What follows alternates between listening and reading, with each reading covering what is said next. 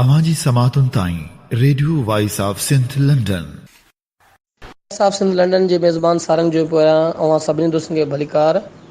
Karachi university में Shah Latif chair ऐं सिंधी शोबे कराची यूनिवर्सिटी पारां सिंध जे ॾाहे नाविल निगार, ड्रामा नवीस, सहाफ़ी, आलिम, ॿोली जे ॼाणू आगा सलीम साहब जिन जी वरसीअ जो प्रोग्राम कयो वियो आहे। अचो तव्हांखे हुन वरसीअ जे प्रोग्राम ॾांहुं वठी हलूं।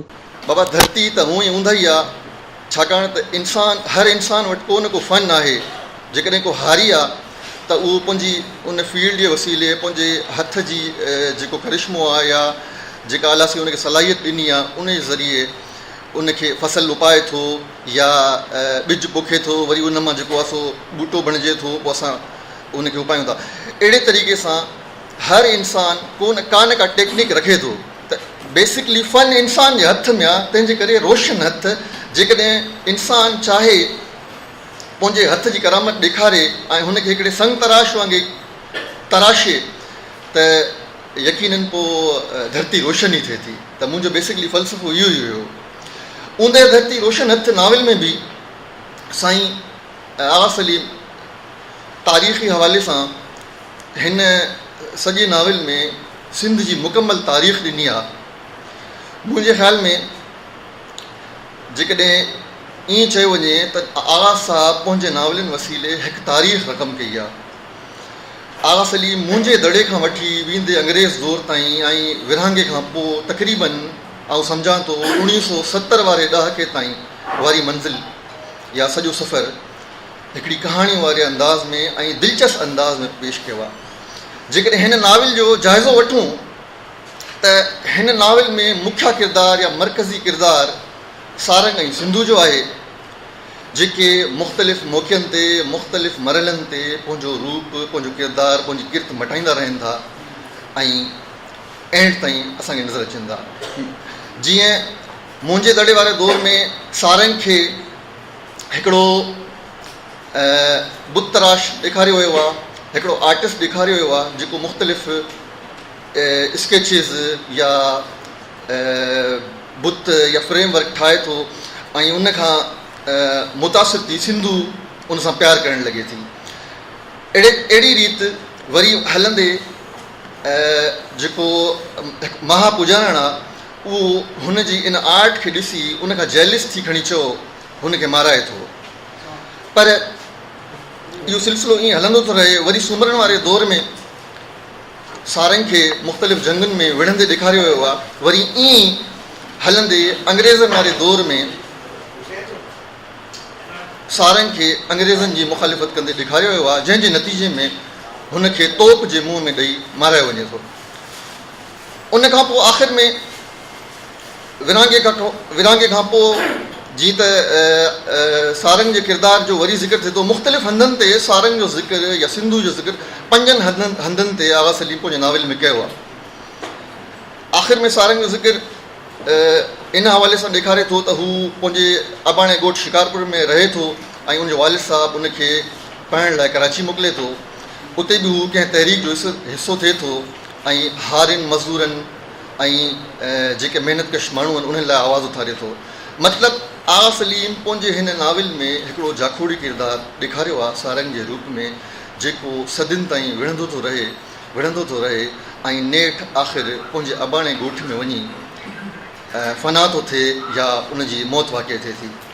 हाणे हूअं त आगा सलीम सां असांजी एतिरी वेझड़ाई न आहे। शागिर्द जी हैसियत सां जॾहिं हिते स्टूडेंट हुयासीं त आगा सलीम जा नाविल पढ़ियासीं ऐं साईं सलीम मेमन साहिबु 2-3 भेरा साईं खे घुरायो बि, प्रोग्राम थिया, मुलाक़ात थी। जेतिरी सुहिणी मिठी शफ़ीक़ तबियत या गुफ़्तगू ॾिठी, यकीननि साईं एतिरी सुहिणी सूरत जो मालिक बि हूंदो, ॾिसी त आउं नथो सघां। ओतिरी सुहिणी ॿोली, ओतिरी शफ़ीक़ ॿोली, मिठी ॿोली साईं पंहिंजे नावलनि में इस्तेमालु कई आहे। जेकॾहिं मंज़रनि जो ज़िक्र कजे, मंज़र निगारी जे हवाले सां आगा सलीम मंज़रनि सां बाक़ाइदा रांदि खेॾी आहे। कारनि ककरनि जो ज़िक्र हुजे, राबेल जे गुलनि जो ज़िक्र हुजे या कींजर ढंढ जे किनारे जो ज़िक्र हुजे या सिंधू दरिया जी वंदड़ लहरुनि जो ज़िक्र हुजे, आगा सलीम हर तरह सां आगा सलीम हर तरह सां पंहिंजे कल्चर सां, पंहिंजी धरती सां, पंहिंजी ॿोली सां निभायो आहे। ऐं जीअं साईं जी सादी तबियत हुई ऐं मिठी ॿोली ॻाल्हाईंदड़ हुयो शफ़ीक माण्हू, ईअं ई साईं जेको आहे सो पंहिंजे नावलनि में बि अहिड़ी ॿोली कतबाणी आंदी आहे। अच्छा, जॾहिं असां शागिर्द जी हैसियत सां नाविल जो फ़न पढ़ूं था त नाविल जी कहिड़ी टेक्निक हुजे, उन में असांखे इहो बि पढ़ायो वियो हुयो त नाविल जे फ़न जी हिकिड़ी ख़ूबी इहा बि आहे त उसलूबी बयानु सादा ऐं सवलो हुजे। त आगा सलीम जी सभई कहाणियुनि में, सभिनी नाविलनि में इहो फ़न असांखे, इहा टेक्निक असांखे मिले थी। हर लफ़्ज़, हर जुमिलो, हर मुहावरो, हर चवणी, हर इस्तिलाह सवली ठेठ सिंधी निज आहे। मतिलबु त आगा सलीम पंहिंजे कल्चर सां गॾोगॾु पंहिंजी ॿोली सां बि निभायो आहे ऐं ठेठ सिंधी मुहावरा, चवणियूं ऐं इस्तिलाह पेश कया अथई। किरदारु निगाले जे हवाले सां आगा सलीम जी इहा ख़ूबी मूंखे नज़र आई त आगा सलीम जेके बि पंहिंजे किरदारनि जा नाला रखिया उहे ठेठ सिंधी निज ॻोठाणा नाला रखिया, जीअं सिंधू, सोरठ, सारंग, ज़ेबू, अहिड़ा नाला, सकीना, इहे नाला उहे नाला आहिनि जेके असांजे सिंधी माशरे सां, सिंधी समाज सां ठहिकी अचनि था। कंहिं बि कामयाबु लेखक लाइ इहो ज़रूरी आहे त उहे जेके तशबीहूं इश्तहारा इस्तेमालु करे या मंज़र इस्तेमालु करे या ॿोली इस्तेमालु करे, इवन जेके किरदारनि जा नाला इस्तेमालु करे, उहे माहौल सां ठहिकी अचनि जीअं पढ़ंदड़ खे दिलचस्पी नज़र अचे हुन में। त आगा सलीम जी इहा वॾे में वॾी ख़ूबी आहे। आगा सलीम न सिर्फ़ु, मां सम्झां थो जेकॾहिं मां ईअं चवां हिकिड़े शागिर्द जी हैसियत सां त आगा सलीम सिंधी अदब जो लेजेंड आहे। जेकॾहिं असां आगा सलीम जे अलमी अदबी ख़िदमतुनि ते नज़र विझूं त हुन नसरी अंदाज़ में या हिकिड़े फिक्शन वारे अंदाज़ में हिकिड़ी तारीख़ रक़म कई आहे। कुझु हिकिड़े शागिर्द मूंखां सुवालु कयो त साईं आगा सलीम पंहिंजे नाविल में बेतरतीब तारीख़ ॾिनी आहे। मां चयुमि जेकॾहिं तरतीब सां ॾियां त तव्हांखे ईअं लॻे हा ख़बरूं थो पढ़े या तारीख़दान आहे। हू नाविलिस्ट आहे ई तॾहिं हुन मुख़्तलिफ़ मंज़र, मुख़्तलिफ़ मरहला, मुख़्तलिफ़ तारीख़ूं वरले मुख़्तलिफ़ हंधनि ते कैप्चर कयूं आहिनि। बेसिकली उहो आर्टिस्ट हुयो। आर्टिस्ट जो इहो ई कमाल हूंदो आहे, इहो ई फ़न हूंदो आहे त हू मंज़रनि खे कीअं थो पेश करे, कहिड़ी जॻह ते कहिड़ो मंज़र फिट करे थो, कहिड़ी तारीख़ खे कीअं थो बयानु करे। जेकॾहिं हू बयानी अंदाज़ में पंहिंजी तारीख़ बयानु करे हा, मिसाल अरबनि जे दौर खां वेंदे अंग्रेज़ दौर ताईं, त हू यकीनन रवानगी सां, सीक्वेंस सां तारीख़ हुजे हा त पढ़ंदड़ खे एतिरी दिलचस्पी महसूसु न थिए हा जेतिरी हींअर थिए थी। हुन मुख़्तलिफ़ मंज़रनि खे मुख़्तलिफ़ हवालनि सां कैप्चर कयो आहे ऐं जेको आहे सो प्रोड्यूस कयो आहे, ओहिड़ो माहौल पैदा कयो थिए जीअं पढ़ंदड़ जी दिलचस्पी क़ाइमु रखे। इन खां अलावा आगा सलीम पंहिंजी नाविल में जीअं कुझु तनक़ीद बि मूं कई आहे पंहिंजी थीसिस में त रिपीटिशन मंज़रनि जी या नालनि जी या वाक्यनि जी साईं वटि घणी आहे। उन ते मां तफ़सीली बहस पंहिंजी थीसिस में कयो आहे। ऐं जॾहिं थीसिस यकीनन छपजी पधरी थींदी या पूरो थींदो, साईं तमामु शागिर्द या जेके दोस्त हुननि ताईं पुॼंदी, त वधीक आउं ईअं चवंदुसि त आगा सलीम जी शख़्सियत जो जॾहिं ज़िक्र कयूं था, अॼु असां मुंहिंजे ख़्याल में टियों ताज़ियती रेफरेंस हिते साईं सलीम साहिबु कोठायो आहे। 2016 में साईं जी वफ़ात थी, 12 अप्रैल 2016, अॼु 2019 आहे। मूंखे यादि आहे 2016 में जॾहिं वफ़ात थी साईं जी, त मुंहिंजे ज़हन में फ़ौरन इहो टॉपिक आयो त मां आगा सलीम ते छो न थीसिस कयां। मां फ़ौरन वियुमि डॉक्टर गफ़ूर साहिबु आहे। डॉक्टर गफ़ूर साहिबु चयो त इहो टॉपिक बिल्कुलु बहितरीनु टॉपिक आहे, हा तव्हां हिन ते मुंहिंजा साइनअप्स ठाहियो। मां चयुमि सर जेकॾहिं इहो तव्हां फाइनल कयो था त मां कयां थो। अल्हम्दुलिल्लाह मां उहो तइ कयो, उन ते साइनअप्स ठाहिया ऐं उहे अप्रूव थी विया। अॼु मां कमु कयां थो। मुंहिंजे उस्तादनि जी महिरबानी आहे, उन्हनि जी रहनुमाई आहे। इंशाअल्लाह आईंदा बि कमु कंदासीं। वधीक तव्हांजी महिरबानी कुर्ब।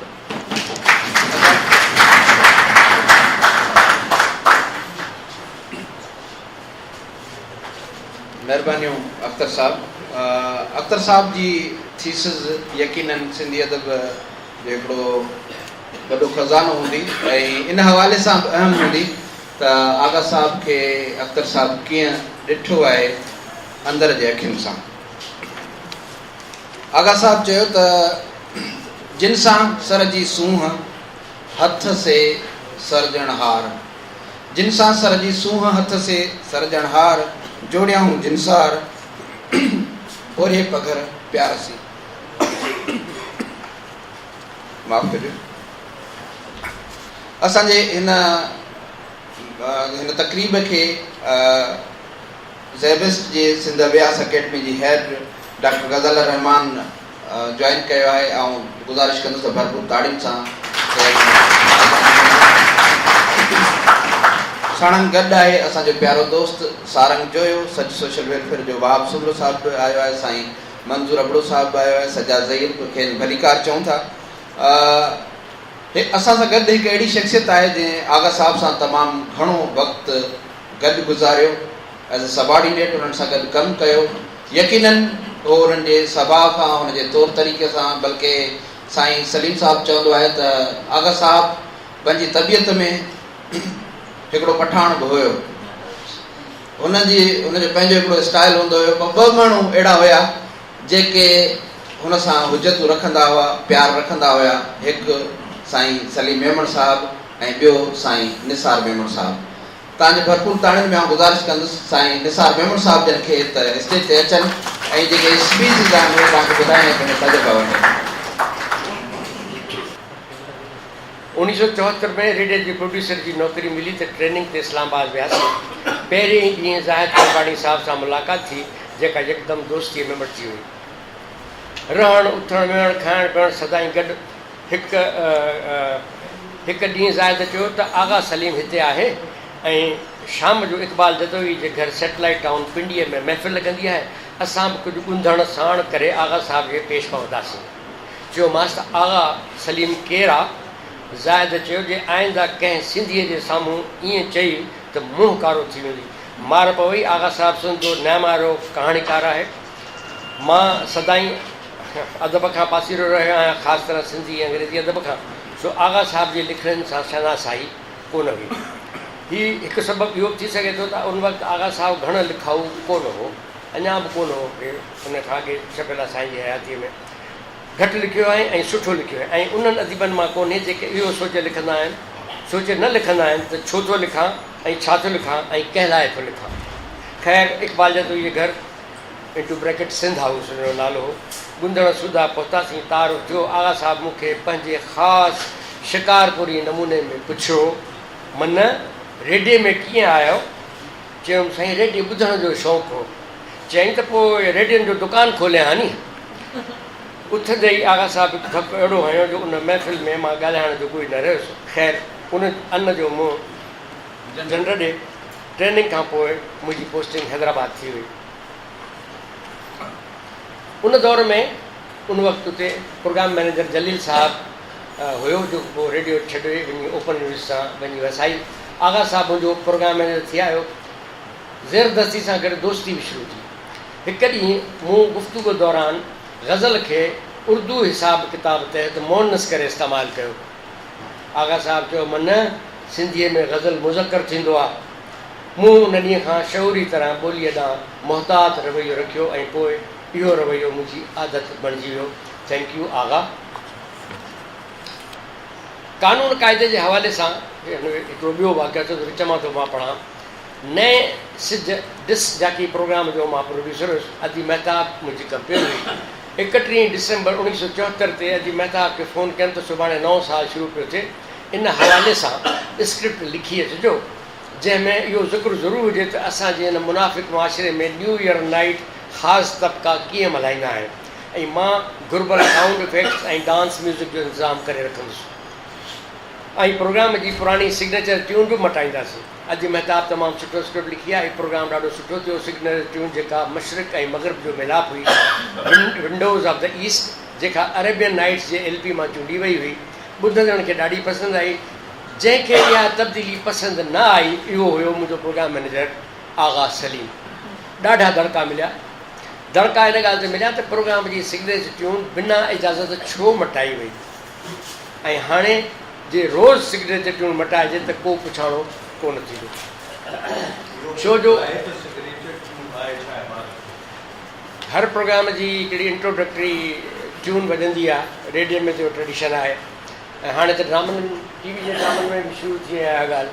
जॾहिं को म्यूज़िक हुन खां आइडेंटिफाई कंदो त भई हाणे हीउ प्रोग्राम अचण वारो आहे। Thank U. ख़ैर घणनि सालनि खां पोइ आगा चयो त सिग्नेचर ट्यून मटाए तो सुठो कयो। दिलि में मूंखे ख़्यालु आयो त की मेरे क़त्ल के बाद उसने जफ़ा से तौबा हाय वजूद पशीमा का पशीमा होना। ऐं इहो बि चई त शायदि इन जो सबबु पीढ़ी विछोटी हो।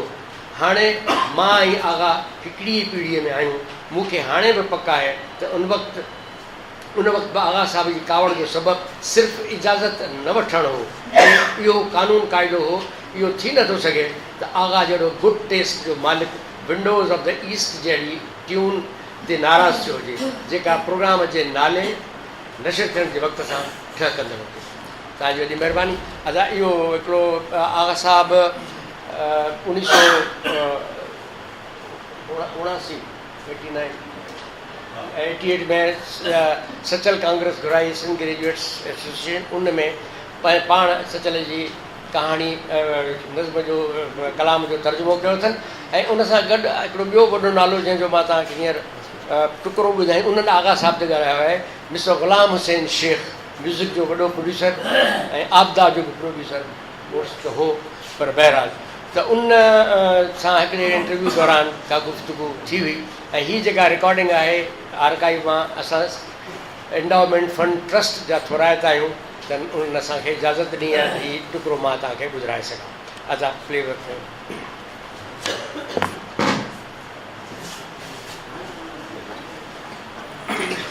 साहब बातें तो और भी बहुत आपसे हो सकती हैं, लेकिन मेरा ये चाह रहा है कि कुछ आपके दौर के लोग आपके साथ जिन लोगों ने काम किया उसमें आपके मातहत भी हो सकते हैं, आपके साथी भी हो सकते हैं और आपके अफसर भी हो सकते हैं, तो कुछ चंद लोगों का तस्करा हो जाए। अच्छा, इस सिलसिले में मैं आपको ये भी बताऊँ, रेडियो पे अच्छी पोइट्री के सिलेक्शन में और शाह लतीफ़ के भी अच्छे जो अबयात हैं उनको चुनना, उसमें आगा खालिद सलीम का भी बड़ा किरदार रहा। अच्छी पोइट्री के सिलेक्शन में वो बनबरत करते थे और बताते थे ये चीज़ जो है ये ज़्यादा मुफीद है। इसका शायरी नहीं करते थे, वो उस वक्त ड्रामा लिखते थे, मगर पोइट्री से म्यूजिक से उनकी थोड़ी दिलचस्पी थी। और इस सिलसिले में ये जो साए का सिंगार जो प्रोग्राम हुआ था इसमें वो बिल्कुल पूरी तरह से इन्वॉल्व रहते थे। और हाँ, और सिलेक्शन में और जो हमारी फोक की असनाफ है उन पे भी उनका पूरी तरह से उनकी नज़र रहती थी और वो लोगों को मदद करते थे कि इसमें ये चीज़ होनी चाहिए। एक चीज़ मैं आपसे ये बताऊं, ये एक दफ़ा मैंने अंसारी साहब से बातचीत हुई थी, तो कहा था कि जब से आगा सलीम रेडियो में आए हैं ना, तब से सिंधी लिखने वालों का, यानी सिंधी लिखने वाला जैसे एक इंटेलेक्चुअल लेवल पर लिखता है और सोचता है, उससे पहले फोक लेवल पे लोग लिखते थे, फोक अंदाज में लिखते थे। ये एक ज़हीन तरीन लिखने वालों में पहला आदमी रेडियो पे आया था। अच्छे ज़हीन लिखने वाले और ज़हीन जुमले, वरना अच्छे लिखने वाले भी थे मगर वो एक रवायती एक चीज। ये इस आदमी के आने से बड़ा एक रेडियो में अच्छे लिखने का और अच्छे बोलने वालों का रुझान पैदा किया। एक माहौल जो है वो लोगों से बनता है और इसी माहौल से आदमी को कहीं कुछ काम करने की कोई उपज पैदा होती है।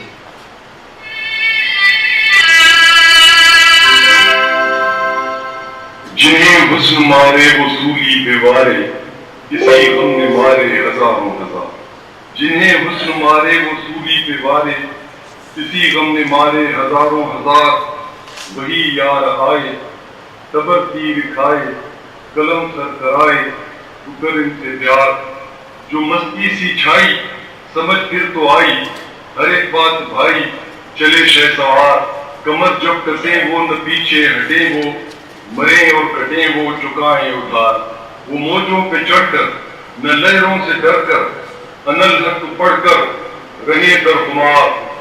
ये नारा लगाया अनल हक लाया, वो सर्दे दिखाया छठे तो गुबार। नगर में डगर में मलाइक बशर में, शजर में हजर में पड़ी है पुकार। यकीन जिनको आया सिला सूली पाया, यकीन जिनको आया सिला सूली पाया। नशा उन पे छाया मरे दर कतार। ये मुल्ला ये काजी बनाई ये बाजी, इन्हीं में से गाजी बने शहसवार।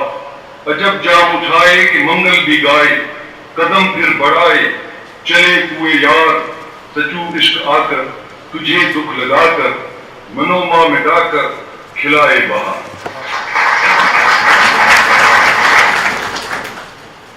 इहो शाइरी वारो आवाज़ जेको हुयो इहो आगा सलीम साहब जो साईं ताजमहल वसाण साहब ऐं दोस्त खे भलीकार चवंदा। इन सां गॾु जेको आवाज़ आगा साहब जे बारे में ॻाल्हाए रहियो हुयो इहो हुयो साईं ग़ुलाम हुसैन शेख साहब जो। साईं ग़ुलाम हुसैन शेख रेडियो जो तमामु वॾो नालो हुयो। आबदा परवीन खे इंट्रोड्यूस कराइण वारो ऐं आबदा परवीन जो घर वारो बि हुयो।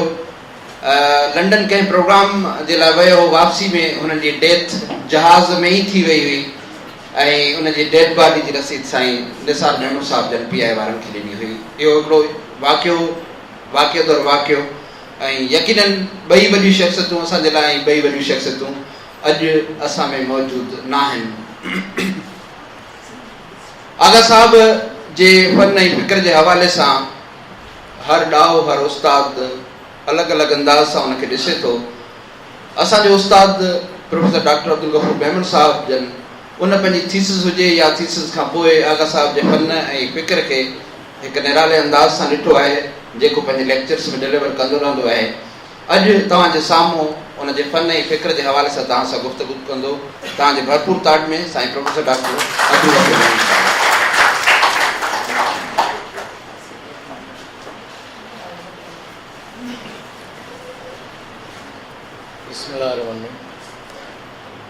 जोगी पंहिंजे जूह विया, जोगी पंहिंजे जूह विया, जुड़ जीअं नेण टुमन, सुखनि सामियणनि जा हींअरे मंझि हुरनि, सॼो मौत मंगनि अधु कुझु आराम लाइ। आगा सलीम साहब जेको 7 अप्रैल 1935 ते जनमु वरितो ऐं वरी 12 अप्रैल 2016 ते संदन साल थियो। साणस कुझु मुलाक़ातूं थियूं हुयूं। ख़ासि तौर सां असांजी डिपार्टमेंट जे अंदरि साईं प्रोफेसर सलीम मेमन साहब जिन जी इहा ख़ासियत हुई त पंहिंजे जॾहिं पाण चेयरमैन हुआ त जेके सिंध जूं लीजेंड पर्सनालिटीज़ हुयूं जिन खे असां कोर्स में पढ़ंदा हुआसीं उन्हनि पर्सनालिटीज़ खे पाण डिपार्टमेंट में घुराईंदा हुआ ऐं शागिर्दनि खे मौक़ो ॾींदा हुआ त साण मिलनि कचहरी कनि, जिन में केतिरियूं ई शख़्सियतूं साईं अलीम ब्रोही साहब, अमर जलील साहब, इल्ताफ़ शेख साहब ऐं आगा सलीम साहब केतिरा ई दफ़ा उन्हनि सां मिलण जो मौक़ो मिलियो हो। त उन खां पोइ आगा साहब सां वरी जागो अख़बार में अक्सर मुलाक़ात थींदी हुई या कंहिं प्रोग्राम में या फंक्शन में। त संदन पर्सनालिटी में हिकिड़ी फैसिनेटेड पर्सनालिटी हुई, मोहे वठण वारी पर्सनालिटी हुई। संदन ॻाल्हाइण जो अंदाज़ ख़ासि ख़ालिस शिकारपुरी लहजे वारो, जंहिंमें अक्सर उहो मन लफ़्ज़ इस्तेमालु घणो कंदो हो, मन हेॾे आ, मन हेतिरे वे। ही त हुनजी ज़ाहिरी शख़्सियत हुई, पर संदसि जेका अंदरि जी सब्जेक्ट पर्सनालिटी हुई उहा ॾाढी जमालियाती हस सां भरपूर हुई, इल्मी पर्सनालिटी हुई, सगारी पर्सनालिटी हुई। पाण हिकु ई वक़्तु हूअं त इहा त आम ख़बर आहे त स्टेशन डायरेक्टर जी पोस्ट खां पाण रिटायर थिया हुआ, इहा संदन प्रोफेशनल लाइफ हुई, पर पाण हिकु ई वक़्तु नावल निगार, अफ़साना निगार, सहाफ़त, शाइर, तर्जुमा निगार ऐं मञनि मूं हिकु वॾो आलिम ऐं ॾाहो ॾिठो। छो त आउं सम्झां थो त हीउ जेको 60 खां 80s जो जेको 2 ॾहाकनि वारो जेको ख़ासि सिंध जो दौरु रहियो,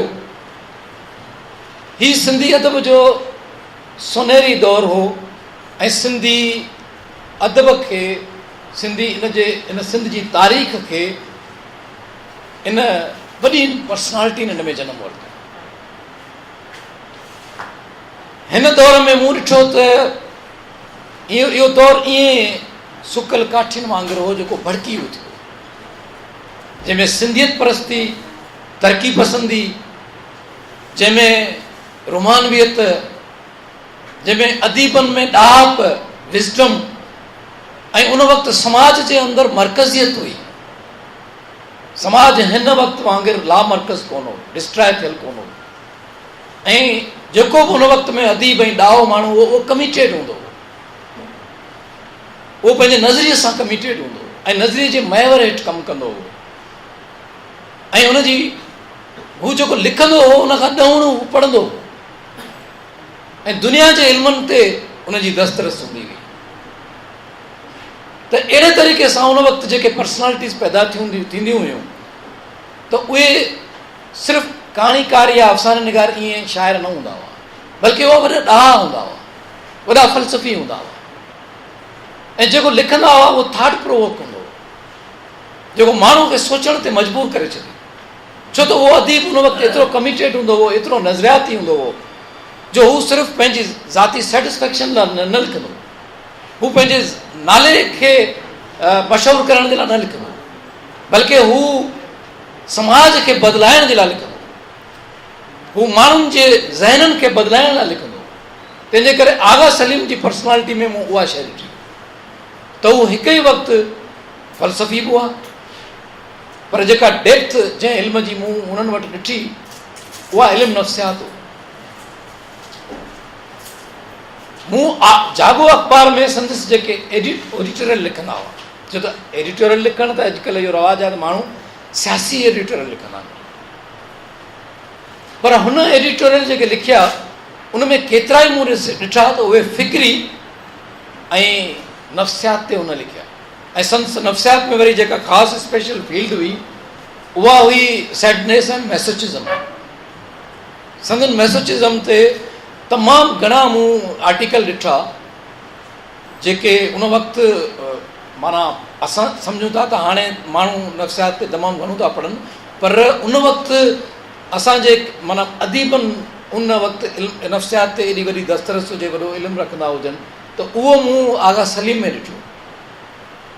ऐं वरी हिकु ई वक़्तु ॾिसो त तव्हां सूफ़ीज़म जे हवाले सां उन्हनि खे वॾी दस्तरस हुई, जो नावल हुमाउस्त में हू मुख़्तलिफ़ किरदारनि खे, मुख़्तलिफ़ मज़हबनि खे ऐं मुख़्तलिफ़ फ़िक्री रुखनि में खणी करे हिस्टोरिकल तरीक़े सां हू सूफ़ीज़म ॾांहुं अचनि था, ऐं उन नावल जो जेको फ़न आहे, जेको आर्ट आहे, उहो पंहिंजे उरूज ते पहुतल आहे, जो हू कैरेक्टर्स जे ज़रिए सूफ़ी थाट खे कीअं आम माण्हुनि ताईं पहुचाए, उन्हनि खे क़ाइल थो करे, ऐं आम माण्हू जेके आहिनि उहे उनखे आस्ते आस्ते उनखां सम्झणु लॻनि था त हीअ वाक़ई सूफ़ीज़म जो जेको नज़रियो आहे उहो हिकिड़ो अलॻि इहो थाट आहे, जेको कि मज़हब जे मंझि न आहे, बल्कि सभिनीनि मज़हबनि जे अंदरि मौजूदु थी सघे थो। त हीअ नावल जी हिकिड़ी अहम ख़ुसूसियत हुई। अहिड़े तरीक़े सां संस कहाणियुनि जे अंदरि जेके किरदार आहिनि उहे सिर्फ़ु सब्जेक्टिव कथा न आहिनि उन्हनि जी, बल्कि हू हिन समाज जे मौजूदा हालतुनि खे कीअं था ॾिसनि ऐं समाज जे मौजूदा मुरवज जेके प्रॉब्लम्स आहिनि उन्हनि खे उहो कीअं था फेस कनि, उहे किरदार ऐं उन्हनि जी ज़हनियूं कैफ़ियतूं कहिड़ियूं आहिनि ऐं उन्हनि जो जमालियाती वे कहिड़ो आहे, उहे कैफ़ियतूं उहे उन्हनि किरदारनि जे अंदरि कीअं थियूं पैदा थियनि, उन्हनि खे एॾो रियल तरीक़े सां आगा सलीम साहब पेश कयो आहे, जो पढ़ण सां लॻे थो त उहो किरदारु ख़ुदि आगा सलीम पाण हुजे, जेको इन भोगना मां गुज़रियो हुजे, जेको इन्हनि कैफ़ियतुनि मां गुज़रियो हुजे। हीउ एॾो वॾो गहरो मुशाहिदो ऐं एतिरी ॼाण, एतिरो नॉलेज जंहिंखे कैलकुलेट करे जॾहिं आगा सलीम कलम खणंदो हो त उहो उन जहिड़ा संस जागदा किरदार बणिजी पवंदा हुआ, ऐं हू ईअं लॻंदो हो त ॼण ज़िंदगीअ खे हुन ब्लैक एंड वाइट खणी करे उन में ज़रे ज़रे ते वही रंग भरियो आहे, ऐं एतिरा ख़ूबसूरत रंग भरिया अथसि जो उहा ज़िंदगी जेका आहे असांजे अॻियां ईअं खुली ऐं निर्वार थी पई आहे, आश्कार थी पई आहे, जो असां जेको आहे सो उन ज़िंदगी खे वेझड़ाई खां महसूसु करण था लॻूं। त अॼु जॾहिं आगा सलीम साहब न आहे, शेख अयाज़ हिकिड़ी जॻह ते चयो त मौत जो जवाबु तख़लीक़ खां सवाइ ॿियो छा थो थी सघे। जेका तख़लीक़ आहे उहा जाविदा माण्हू खे करे थी, उहा अमरता बख़्शे छॾे थी, छो त हर इंसान जे अंदरि सब्जेक्टिव कथा में हिकिड़ो सुवालु कर मोड़ींदो रहंदो आहे, उहो इहो आहे त हू इंसानु फ़ना आहे, उनखे हिकिड़ो ॾींहुं मरणो आहे। उहो आर्टिस्ट हुजे, उहो आम माण्हू हुजे, उहो फ़लसफ़ी हुजे, उहो कहिड़ो माण्हू हुजे, पर उनजे अंदर में हिकिड़ो सब्जेक्ट इहो सुवालु उनखे पिन कंदो रहंदो आहे। ऐं उनजो जवाबु शेख अयाज़ जॾहिं चयो त तख़लीक़ खां सवाइ मौत जो जवाबु ॿियो को कोन्हे आहे। त इन करे त तख़लीक़ जेका आहे उहा अमरता बख़्शे थी। माण्हूअ जे अंदर में जेका रूह जी जाविदानी जेका मौजूदु आहे या ख़्वाहिश जेका मौजूदु आहे, उहा ख़्वाहिश उनखे वठी थी अचे तख़लीक़ ॾांहुं।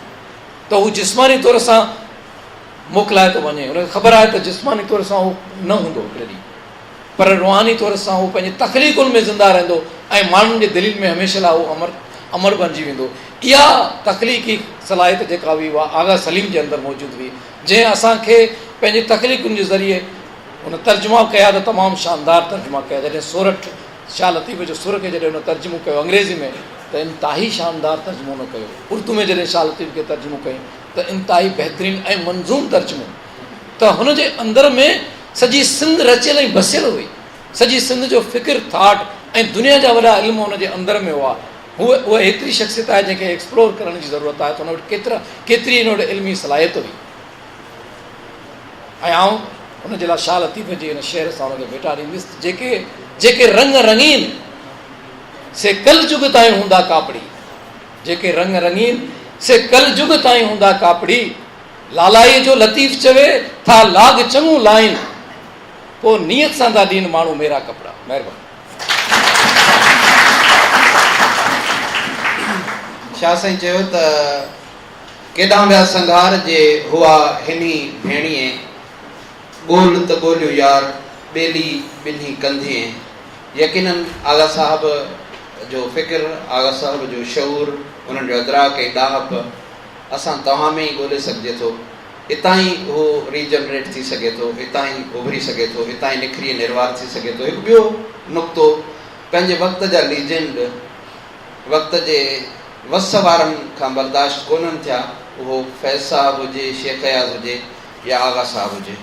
आगा साहब जॾहिं जेल में हुयो त हुन हिकिड़ो नज़्म लिखियो हुयो, जेल जे हुन पार शहरे दिल नवाज़, जेल जे हुन पार शहरे दिल नवाज़, खोलियनि में शहरे यार, कंहिंजे दिल में दर्द दिलबर दे सॼो, कंहिंजे दिल में दर्द दिलबर दे सॼो, रंग अखड़ियुनि में सजण जे वेस जो, कंहिंजे दिल में चंड चोॾीअ जो चढ़ियो, कंहिंजे दिल में चंड चोॾीअ जो चढ़ियो, दिल जे महराबन में रोशन को ॾियो, जेल जे हुन पार शहरे दिल नवाज़। असां सां गॾु सिंध यूनिवर्सिटी जी अॻु प्रोफेसर ऐं हबीब यूनिवर्सिटी जी हाणोकी प्रोफेसर, तमामु वॾी शाइरा, मुहक़िक़ा ऐं हिन अहद जी हिकिड़ी वॾी शख़्सियत डॉक्टर सहर इमदाद मौजूदु आहे। खेनि गुज़ारिश आहे त सिधे तने आगा साहब जे बारे में असां सां कुझु ॻाल्हायूं। भरपूर ताड़ियुनि में डॉक्टर सहर इमदाद।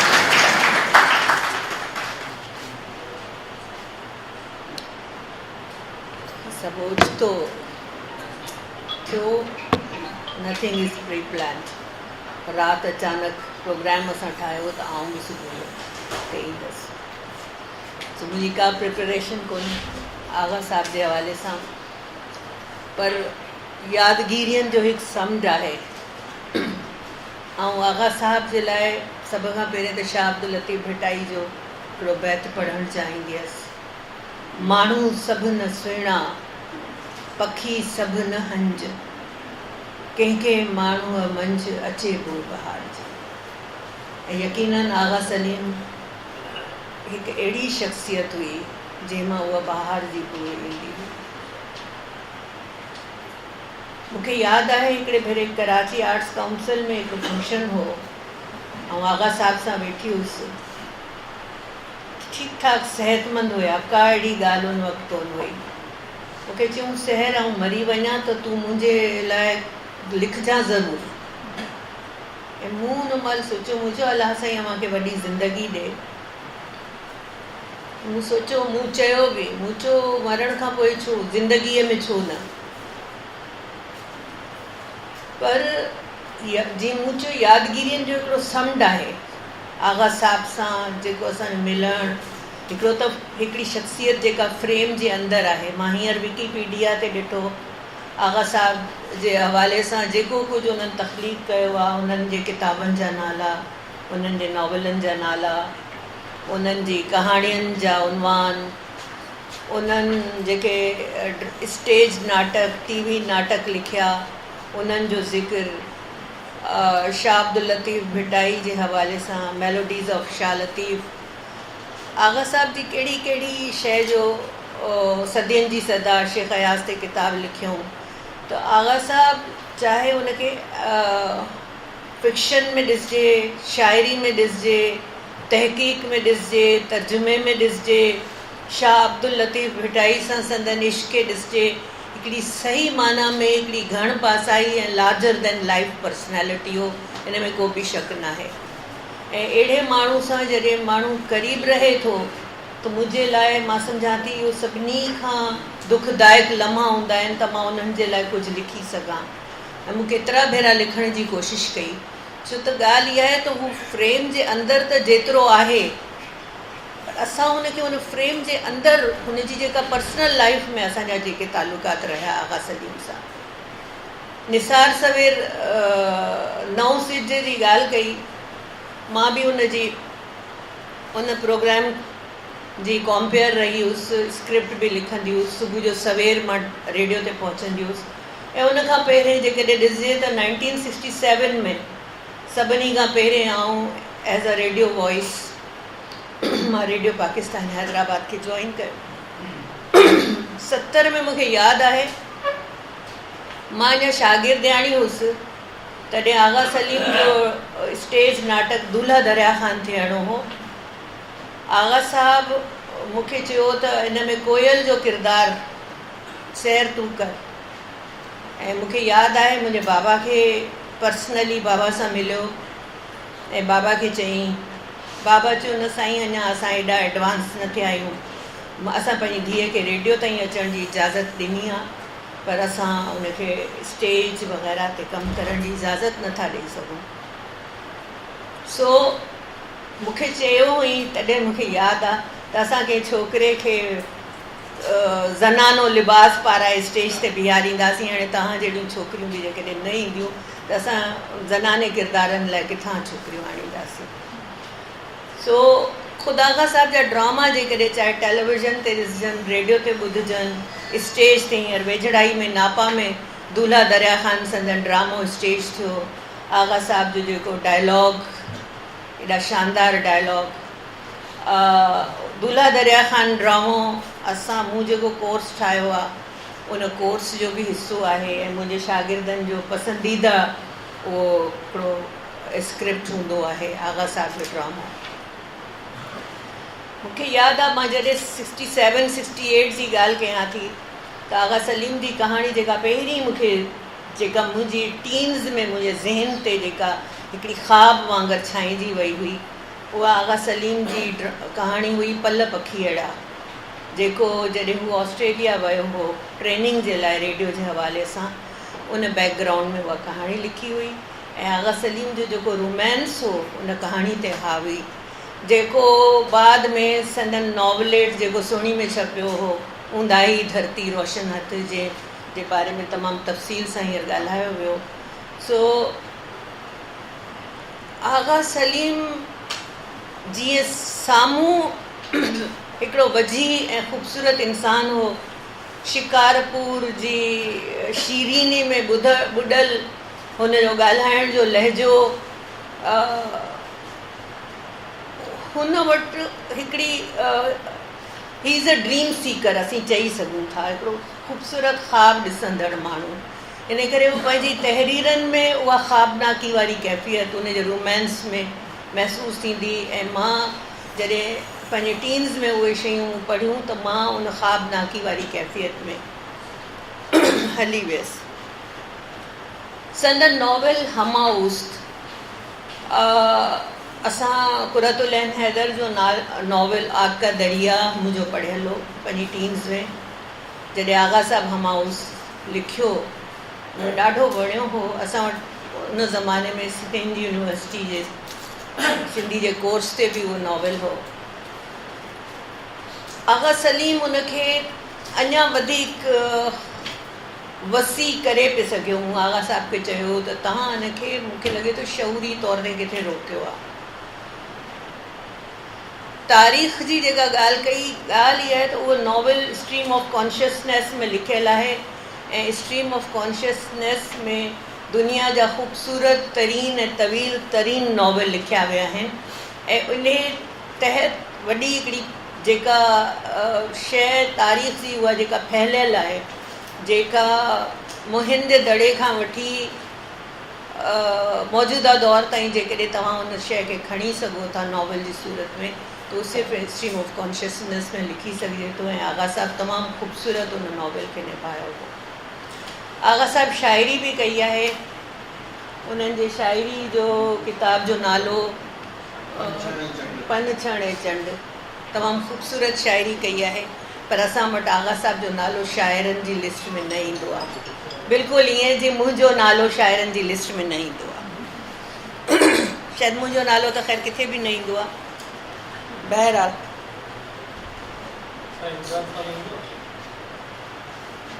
नो क्रॉस सो आगा साहब जी ज़िंदगी में मूंखे लॻे थो अप्रैल जे महीने खे का ख़ासि हिकिड़ो तालुक़ु उन्हनि जो अप्रैल सां जुड़ियल आहे। गफ़ूर साहब उहा ॻाल्हि करे चुका त अप्रैल में ॼावा ऐं अप्रैल में वफ़ात संदन थी आहे। अॼु 12 अप्रैल आहे। शाबस हुजे अदा सलीम मेमण खे जो आगा साहब खे उन्हनि खे यादि कनि था हिते, न त मूंखे लॻे थो त जेके असांजा जेन्युइन माण्हू जीनियस जेके रियल जीनियस असां वटि हिकिड़ी छा चवणु खपे त हिकिड़ा नाला माण्हुनि खे, हाणे उन जा सबब छा आहिनि उहो मूंखे ख़बर न आहे। There are political reasons. तव्हां कुझु माण्हुनि जा नाला बार बार दोहराइजनि था बिकॉज़ ऑफ पॉलिटिकल रीज़न्स। मसलन हिकिड़ी धुरा जेका शाह लतीफ़ खां शेख अयास ते अची नाला बसि ख़तमु थी था वञनि, हिकिड़ी धुर आहे जेका शाह लतीफ़ खां उस्ताद बुखारी ते अची नाला ख़तमु थी था वञनि।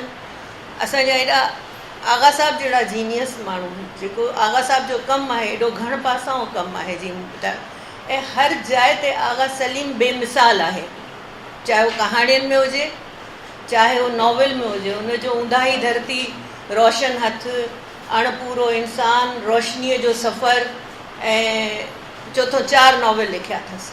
4 नॉवल घटि न आहिनि, बेतहाशा कहाणियूं आहिनि ऐं ड्रामा एॾा ख़ूबसूरत जीअं मूं गुल छिनो गिरनार जो, दूल्हा दरिया ख़ान ऐं दो दो चनेसर। हाणे दो दो चनेसर जी स्टोरी ख़ुदि जेका तारीख़ आहे, जेका नीम तारीख़ हिकिड़ो असांजो दास्तान आहे। दो दो चनेसर खे अॼु खां 1100 साल पहिरें भागू भान ऐं सुमंग चारण, भागू भान जेको दोदे चनेसर जो दास्तान लिखियो, जेको सिंध जो पहिरियों रज़मी आहे, उतां खां वठी तव्हां आगा सलीम जे दोदे चनेसर ताईं तव्हां ॾिसो त लार्जर दैन लाइफ हिकिड़ियूं शयूं आहिनि। असांजी तारीख़ जो हिकिड़ो रोशन बाब आहे। त आगा सलीम उते बि कामयाबु आहे। आगा सलीम जॾहिं रिसर्च करे थो तो बहितरीन हिकिड़े रिसर्चर वारे हैसियत में असांजे साम्हूं अचे थो। आगा सलीम जॾहिं सहाफ़ी आहे, जॾहिं हू जागो अख़बार या ख़ुदि सच अख़बार खे संभाले रहियो आहे, त उनखे हुन केॾी ख़ूबसूरती सां उन्हनि खे हलायो। उन ज़माने में हुन जेका एडिटोरियल्स लिखिया, इवन आगा साहब जा जेके कॉलम्स हूंदा हुआ उन में, जॾहिं कॾहिं लिखंदो करंट इशूज़ ते या कुझु मौज़ूअनि ते बहस मुबाहिसो कंदो, पढ़ण जहिड़ियूं शयूं हूंदियूं हुयूं। सो हिकिड़ो एॾो वॾो आगा साहब जो कंट्रीब्यूशन आहे सिंधी ॿोली ऐं सिंधी अदब जे लाइ, जिते असांखे बजा तौर ते फ़ख़्रु करणु खपे। ऐं उन्हनि जी हिकिड़ी शइ, तव्हां त हिकिड़ो फुल, इहा बि सुठी ॻाल्हि आहे, हिकिड़ो शागिर्द PhD करे रहियो आहे, पर मां सम्झां थी आगा साहब जे जेके बि अदब जा जेके वेरियस एस्पेक्ट्स ऑफ लिटरेचर आहिनि, उन्हनि ते अलॻि अलॻि PhDs जी ज़रूरत आहे।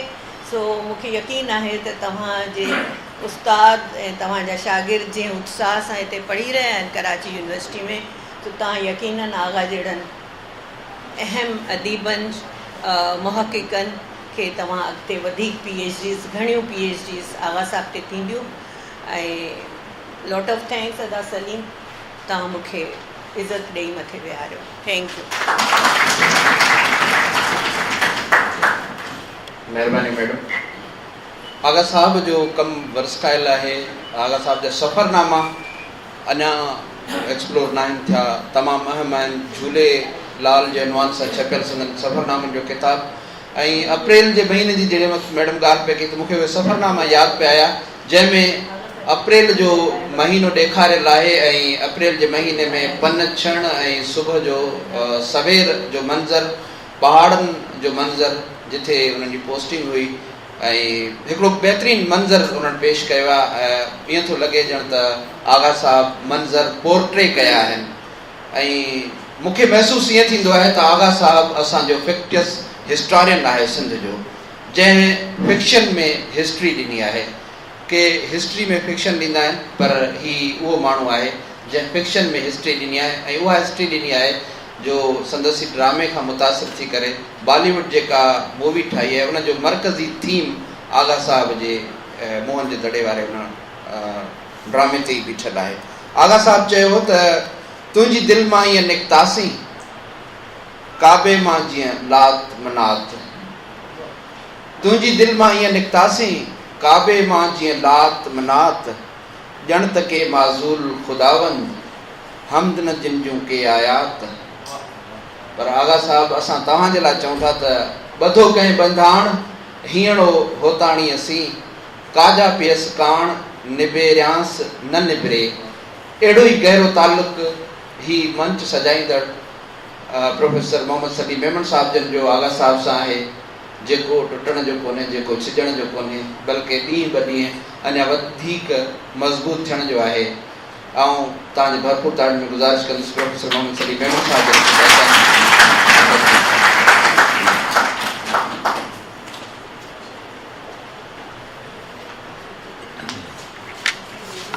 महिरबानी शेर साहब। स्टेज ते वेठल मौजूद हस्ती मानाता महिमानों ऐं शागिर्दों,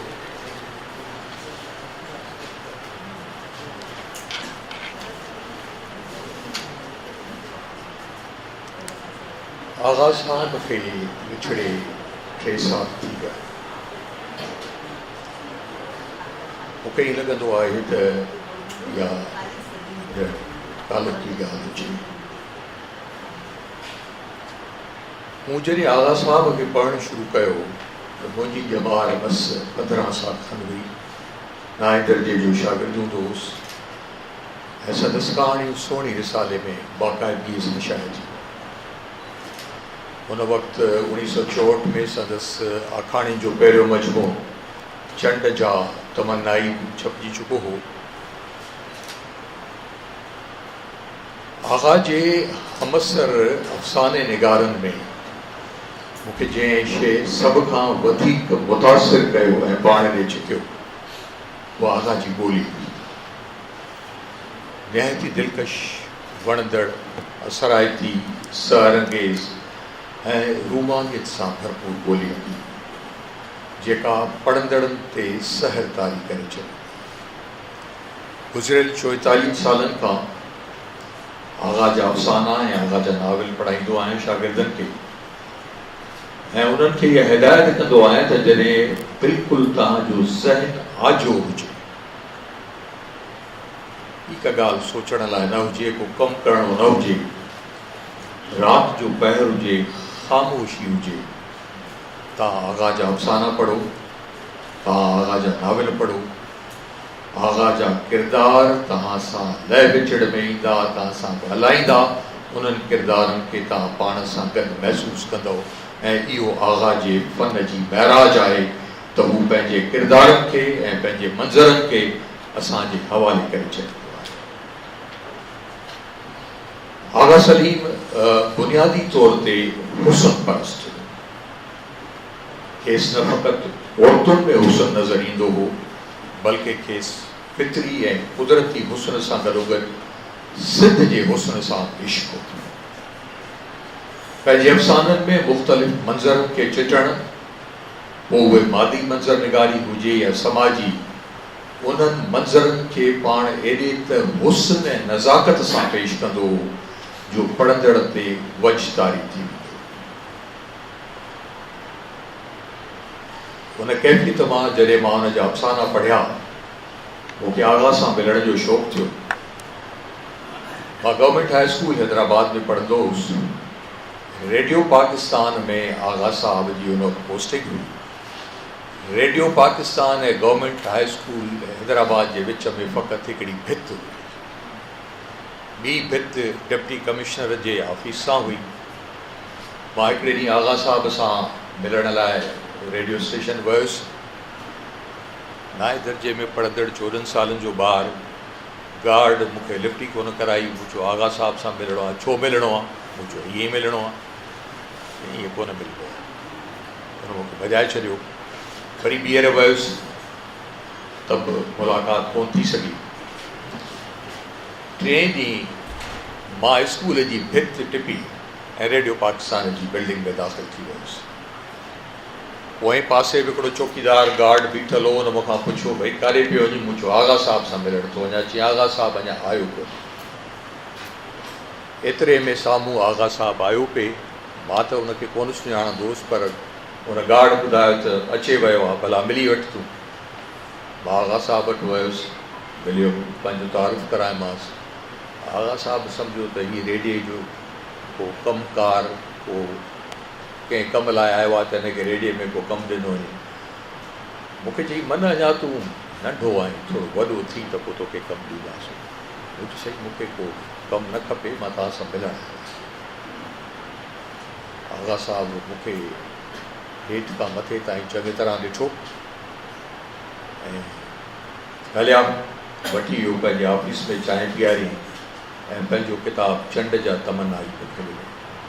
इहा असांजी पहिरीं मुलाक़ात हुई। मर्दानो हुस्न जेको आगा साहब में मूं ॾिठो ऐं महसूसु कयो, सिंध जे ॿिनि शख़्सियतुनि खे मां सिंध जो हसीन तरीन इंसानु सम्झंदो आहियां, जिन सां मुंहिंजो तालुक़ु रहियो। हिकिड़ो आगा सलीम ऐं ॿियो अनवर पीरज़ादा। एॾा हसीन मर्द, औरतूं त हसीन थींदियूं आहिनि, पर एॾा हसीन मर्द मूं ज़िंदगी में ॿिया के कोन मिलिया। आगा साहब सां जेका पहिरीं मुलाक़ात थी, हुनखे हाणे 54 वरस थी विया। अधु सदी जी ॻाल्हि आहे। मुंहिंजो आगा साहब सां तालुक़ु कॾहिं घाटो ऐं कॾहिं छिॾो रहियो। केतिरा दफ़ा नाराज़ बि थियो ऐं वरियनि ताईं कोन मिलंदो, पर परचाईंदो पाण, रुसंदो पाण हो। मतिलबु त तालुक़ में बि वहदतुल वजूद जो क़ाइल। जेकॾहिं संदसि मर्ज़ी ख़िलाफ़ का ॻाल्हि कबी हुई त सख़्तु रद्द अमल ज़ाहिर कंदो हो, चिड़ी पवंदो हो, पर अंदर जो उजरो सचो ऐं खरो इंसानु। नाराज़गी जे दूर थी वई त एतिरो प्यारु ॾींदो हो जे मां प्यार ऐं प्रीत जे वहकरे में वाहे छॾी वेंदो हो ऐं तव्हांखे इहो यादि ई कोन हूंदो त इन खां अॻु कॾहिं तव्हां सां आगा साहब नाराज़ थियो।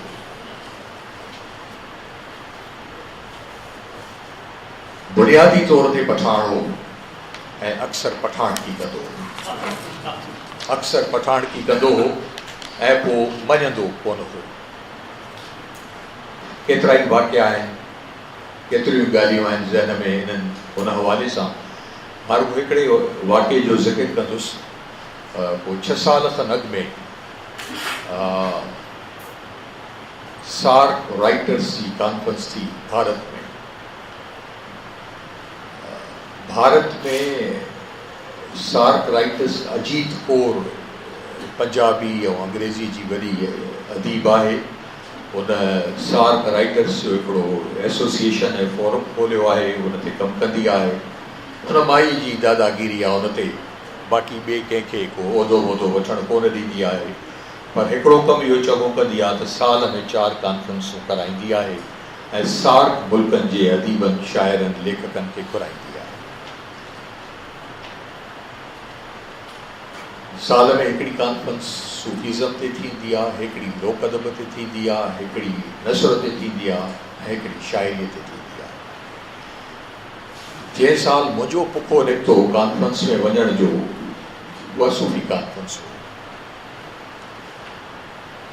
ऐं जेके 3 नाला सिंध मां ॾिना विया, अजीत कोर खे, अजीत कोर किन माण्हुनि खां वरिता, उन्हनि में आगा साहब, मां ऐं ज़ुल्फ़िकार हाली फोटो हुआसीं। वक़्तु त हितां 40-45 माण्हुनि जो वियो हो, पर बाक़ी सभु पंजाब मां हुआ। 2 ख़ैबर पख्तूनख्वा मां हिकिड़ो नौजवान लेखक हो अरबाब दाऊद, ऐं हिकिड़ो पख्तूनख्वा जो पुराणो सहाफ़ी हो। असीं 5 नान पंजाबी हुआसीं, बाक़ी सभु पंजाबी हुआ। ऐं असांजे वक़्त जी सरबराह आयशा ज़ी ख़ान डांजी FCB लाहौर जी, उहा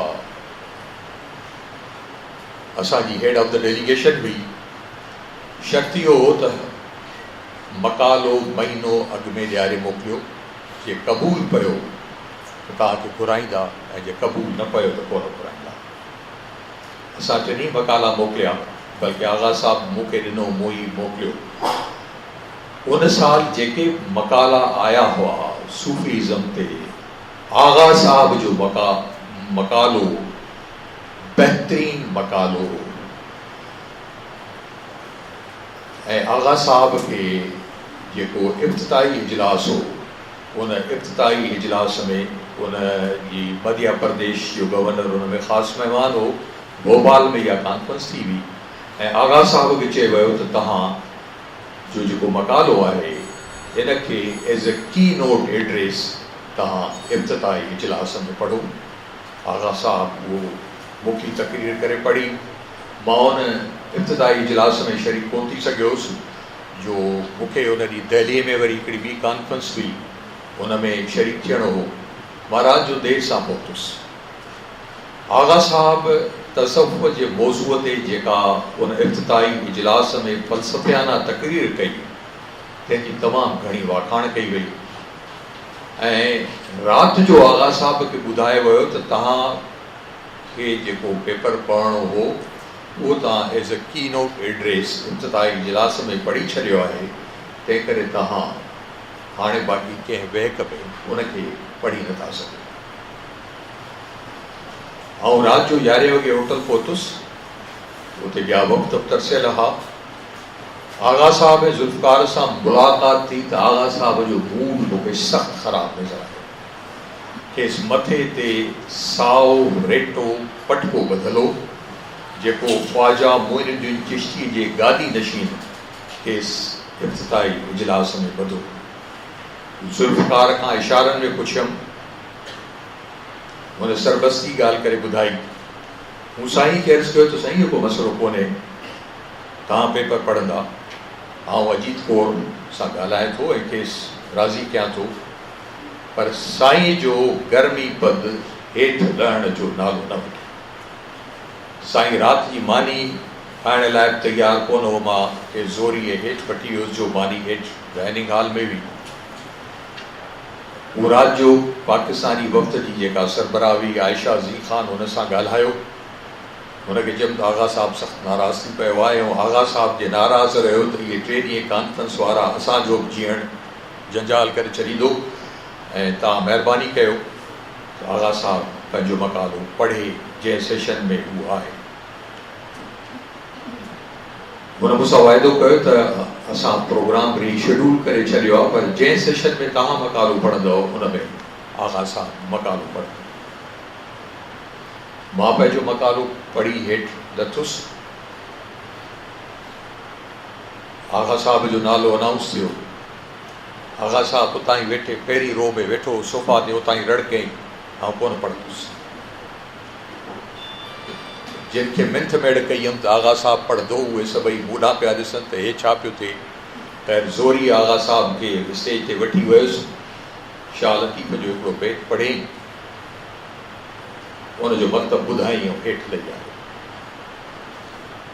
लंच ते जॾहिं ॿाहिरि निकितासीं त माई अजीत कौर सां जेको सलूक कयईं उहो हिकिड़ो तारीख़ आहे, तारीख़ी वाक़ियो आहे, ऐं उन ते हिकिड़ो किताबु लिखी सघे थो। जंहिं ॾींहुं जीअं अॻ में बर्ज़ कयो त निहायती खरो ऐं सचो इंसानु हो, जंहिं ॾींहुं असीं मोटूं पिया भोपाल मां, उन राति मोहन गेहाणी असांजी रात जी मानी जी दावत कई। असां अजीत मां ज़ुल्फ़ार त अजीत कोट खां मोकिलाए चुका हुआसीं, पर साईं छाकाणि त नाराज़ हो तंहिं करे हुनजी शिकिल बि ॾिसणु पसंदि कोन पियो करे। पर उते ॻाल्हियुनि ॻाल्हियुनि में जॾहिं इहो ज़िक्र आयो त मूं महसूसु कयो त साईं चाहियो पिए त कंहिं तौर ते अजीत सां मिले, पर देरि थी वई हुई, असांजे रेलगाॾीअ जो वक़्तु बि थी वियो हो, तंहिं करे अजीत कोट सां कोन मिली सघियो ऐं उहो प्यारु जेको हुन सां वंडण थे चाहिं सो वंड ॼण खां रहिजी वियो। अक्सर जॾहिं कंहिं ॻाल्हि ते आगा साहब कावड़ जो इज़हार कंदो हो त मां खेसि अर्ज़ु कंदो हुउसि त साईं हर ॻाल्हि में पठाणकी करणु ज़रूरी आहे त मुर्की पवंदा हुआ ऐं मुल्क में कावड़ जो रद्द अमल ज़रूरु हूंदो। मां सम्झां थो त इहा संदसि मूंसां मोहबत हुई जो मुंहिंजी या हुजत बर्दाश्त कंदो हो, न त कावड़ वक़्तु बख़्श करण जो सुवाल पैदा कोन थो थिए। ऐं मुंहिंजे ई घर में निसार हुनजो शाहिद आहे, मां कई दफ़ा गणप खां वधीक दफ़ा साईं जी दब पंहिंजे ई घर में वेठे ॻाईंदो हुउसि, जिते दावत हूंदी वेहंदासूं, ॻाईंदासूं, पीअंदासूं ऐं साईं जी दब ॿुधंदो हुउसि ऐं वञण महिल बि ॿाहिरि बि दड़का ॾींदो हो, पर चाहींदो पाण हो, ॿिए टे ॾींहं पाण फ़ोन कंदो, मन हाणे ठीकु आहे न मामिलो? मां चवंदो हा साईं मामिलो ठीकु आहे, तव्हां ठीकु आहियो? चवंदो हा मां ठीकु आहियां। आगा साहब बुनियादी तौर ते तख़लीक़कार हो ऐं तख़लीक़ी अदब सां पंहिंजे ज़िंदगीअ जी अमली शुरूआति कयईं। संदसि अफ़साननि जो अभ्यास कजे त उन में रूमानियत जो अंसर ग़ालिब नज़र ईंदो। संदसि अफ़साननि तोड़े नावलनि जो मौज़ू या त प्यार या मोहब्बत या उन जे पस मंज़र में सिंध जी तारीख़ आहे। संदसि सभई अफ़साना संदसि ज़ाती ज़िंदगी जे तजुर्बनि ऐं मुशाहिदनि ते ॿधल आहिनि, जिन मां संदसि ज़िंदगीअ जो अक्स झलकंदो नज़र ईंदो आहे। हिते ज़िक्र थी वियो, पर मां जॾहिं पाण रेडियो में हो ऐं ऑस्ट्रेलिया ट्रेनिंग ते वियो हो ऐं उते रहियो, उतां जे माहौल जी, उतां जे किरदारनि जी जंहिं अंदाज़ में मंज़र निगारी कई अथसि उनजो को जवाबु कोन्हे। वहदतुल वजूद ते लिखियलु संदसि नाविल हमाऊस ते गुफ़्तगू थी चुकी आहे। ॿी जेका बुनियादी ॻाल्हि हुई, जॾहिं पाण इस्लामाबाद में हो त उन वक़्तु खेनि ख़्यालु आयो ऐं शाह जे रिसाले जो उर्दू में तर्जुमो कयो, जेको सभ खां पहिरीं लोक में सावारनि छपियो। उन खां अॻु में 1967 या 68 में आगा सलीम जो तर्जुमो कयल, शेख अयाज़ जो तर्जुमो कयल शाह जो रिसालो उर्दू में छपिजी चुको। तव्हां ॿिन्ही शाह जे रिसालनि खे रखी ऐं पढ़ो ऐं भेटियो, हुन में वॾो फ़र्क़ु नज़र अचे थो। वॾो फ़र्क़ु नज़र थो अचे माना जे लिहाज़ खां बि, मतिलब जे लिहाज़ खां बि, मफ़हूम जे लिहाज़ खां ऐं ॿोलीअ जे लिहाज़ खां बि। आगा साहब ठेठ ख़ुसरवी उर्दूअ में तर्जुमो कयो आहे। शेख अयाज़ साहब मंज़ूम तर्जुमो त कयो आहे, पर उन में मंज़ूमियत घटि नज़र थी अचे, जेका आगा साहब वटि वधीक नज़र अचे थी असांखे। आगा साहब जॾहिं शाह लतीफ़ खे तर्जुमो कयो अंग्रेज़ीअ में, महताब अकबर राशिदी उन ज़माने में सेक्रेटरी हुई, उनखे इहो कमु ॾिनो करण लाइ। खरो माण्हू हो चए त मुंहिंजी अंग्रेज़ी सुठी आहे, ॾाढी सुठी आहे, पर उनखे कंहिंखे ॾिसण जी घुर्ज आहे ऐं पाण ई सजेस्ट कयो सलीम नूर हुसैन हिनखे ॾिसंदो। सलीम नूर हुसैन वॾो सुठो मुतर्जिम आहे। जी साईं,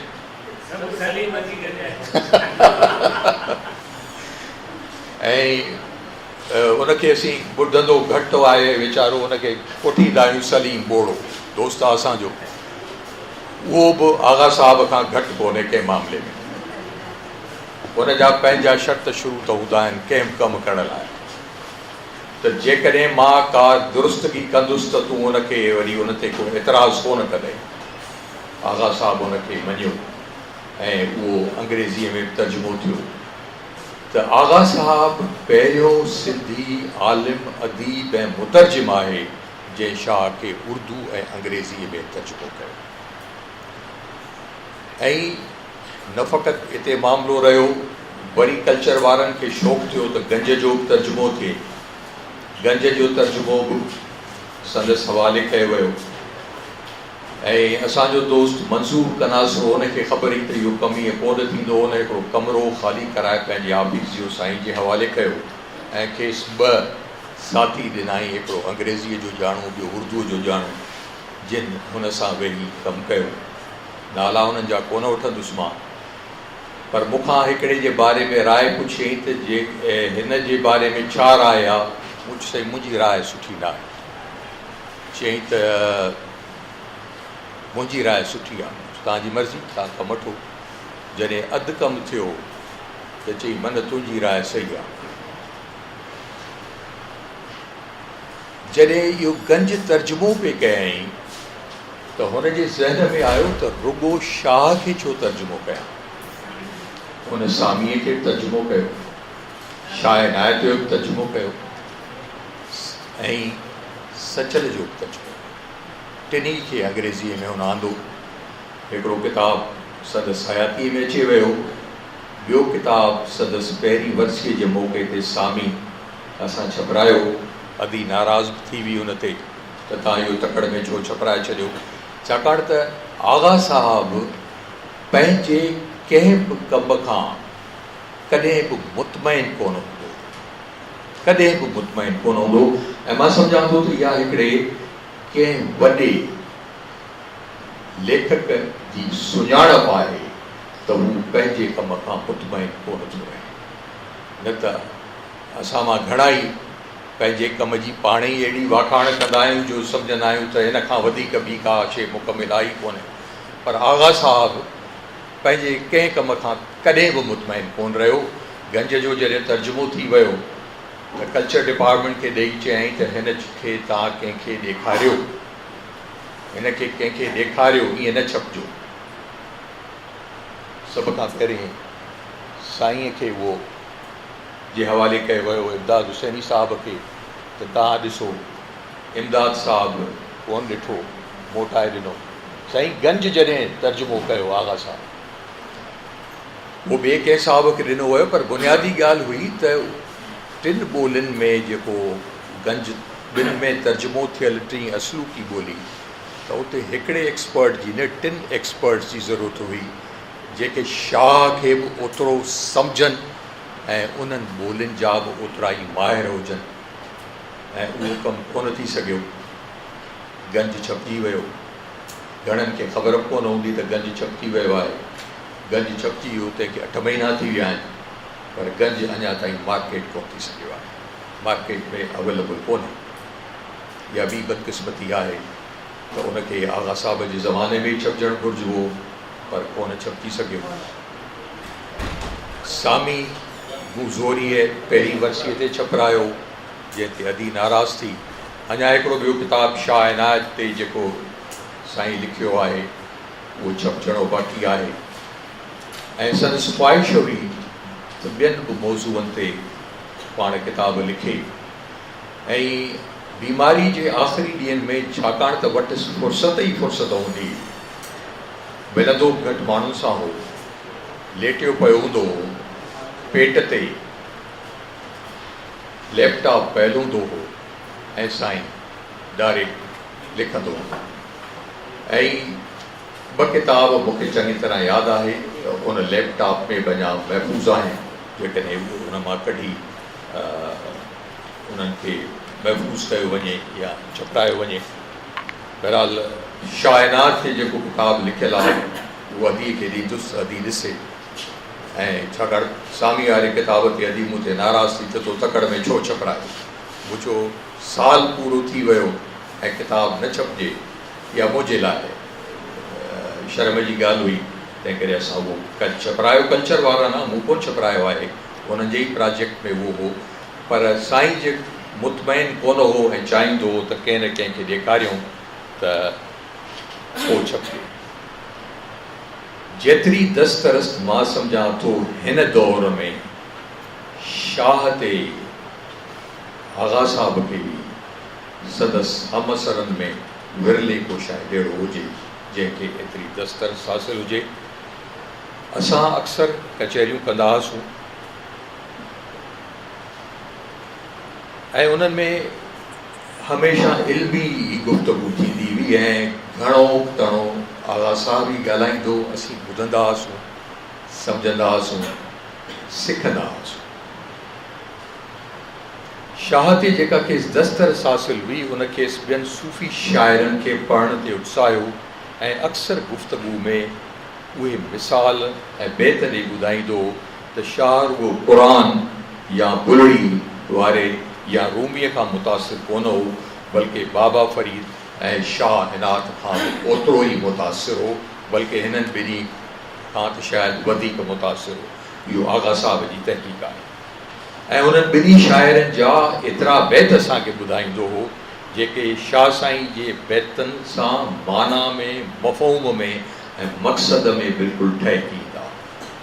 न फ़क़ति ख़्याल पर लफ़्ज़नि में बि घणे हद ताईं हिकु जहिड़ाई हूंदी हुई। हिन उत्साह जे नतीजे में पाण शाह इनायत ते तहक़ीक़ कयऊं ऐं गुज़ारे वञण खां अॻु में किताब लिखियाऊं। ही घणो डिघो थी वेंदो कमु, मां रुॻो हिकिड़ो वाक़ियो ॿुधाए ऐं पंहिंजी ॻाल्हि ख़तमु थो कयां। शेख अयाज़ साहब वॾी शख़्सियत हो सिंध जी, वॾो शाइर हो, वॾो आलिम हो, वॾो नसुर निगार हो। जॾहिं शेख अयाज़ साहब गुज़ारे वियो कराचीअ में त कुझु आलिम अदीब दोस्त संदसि गॾु थिया ऐं उन्हनि इहो फ़ैसिलो कयो त शेख अयाज़ खे पिछा में शाह लतीफ़ जे बाज़ार जे इहाते में दफ़नायो वञे। काफ़िलो हितां निकितो, जनाज़े खे खणी ॿ ॾाहा अॻु में निकिता त जीअं हुते वञी क़बर जी खोटाई कराई। उन वक़्तु दरगाह जो गादी नशीं वक़ार शाह साहब जो ॾाॾो, मौजूदा जेको गादी नशीन आहे सईद वक़ार शाह साहब, हिन जो ॾाॾो हो, संदसि वालिद निसार न उनजो ॾाॾो। उहे जेके ॿ अदीब पहुता, इहो किस्सो ऐं इहो वाक़ियो असांखे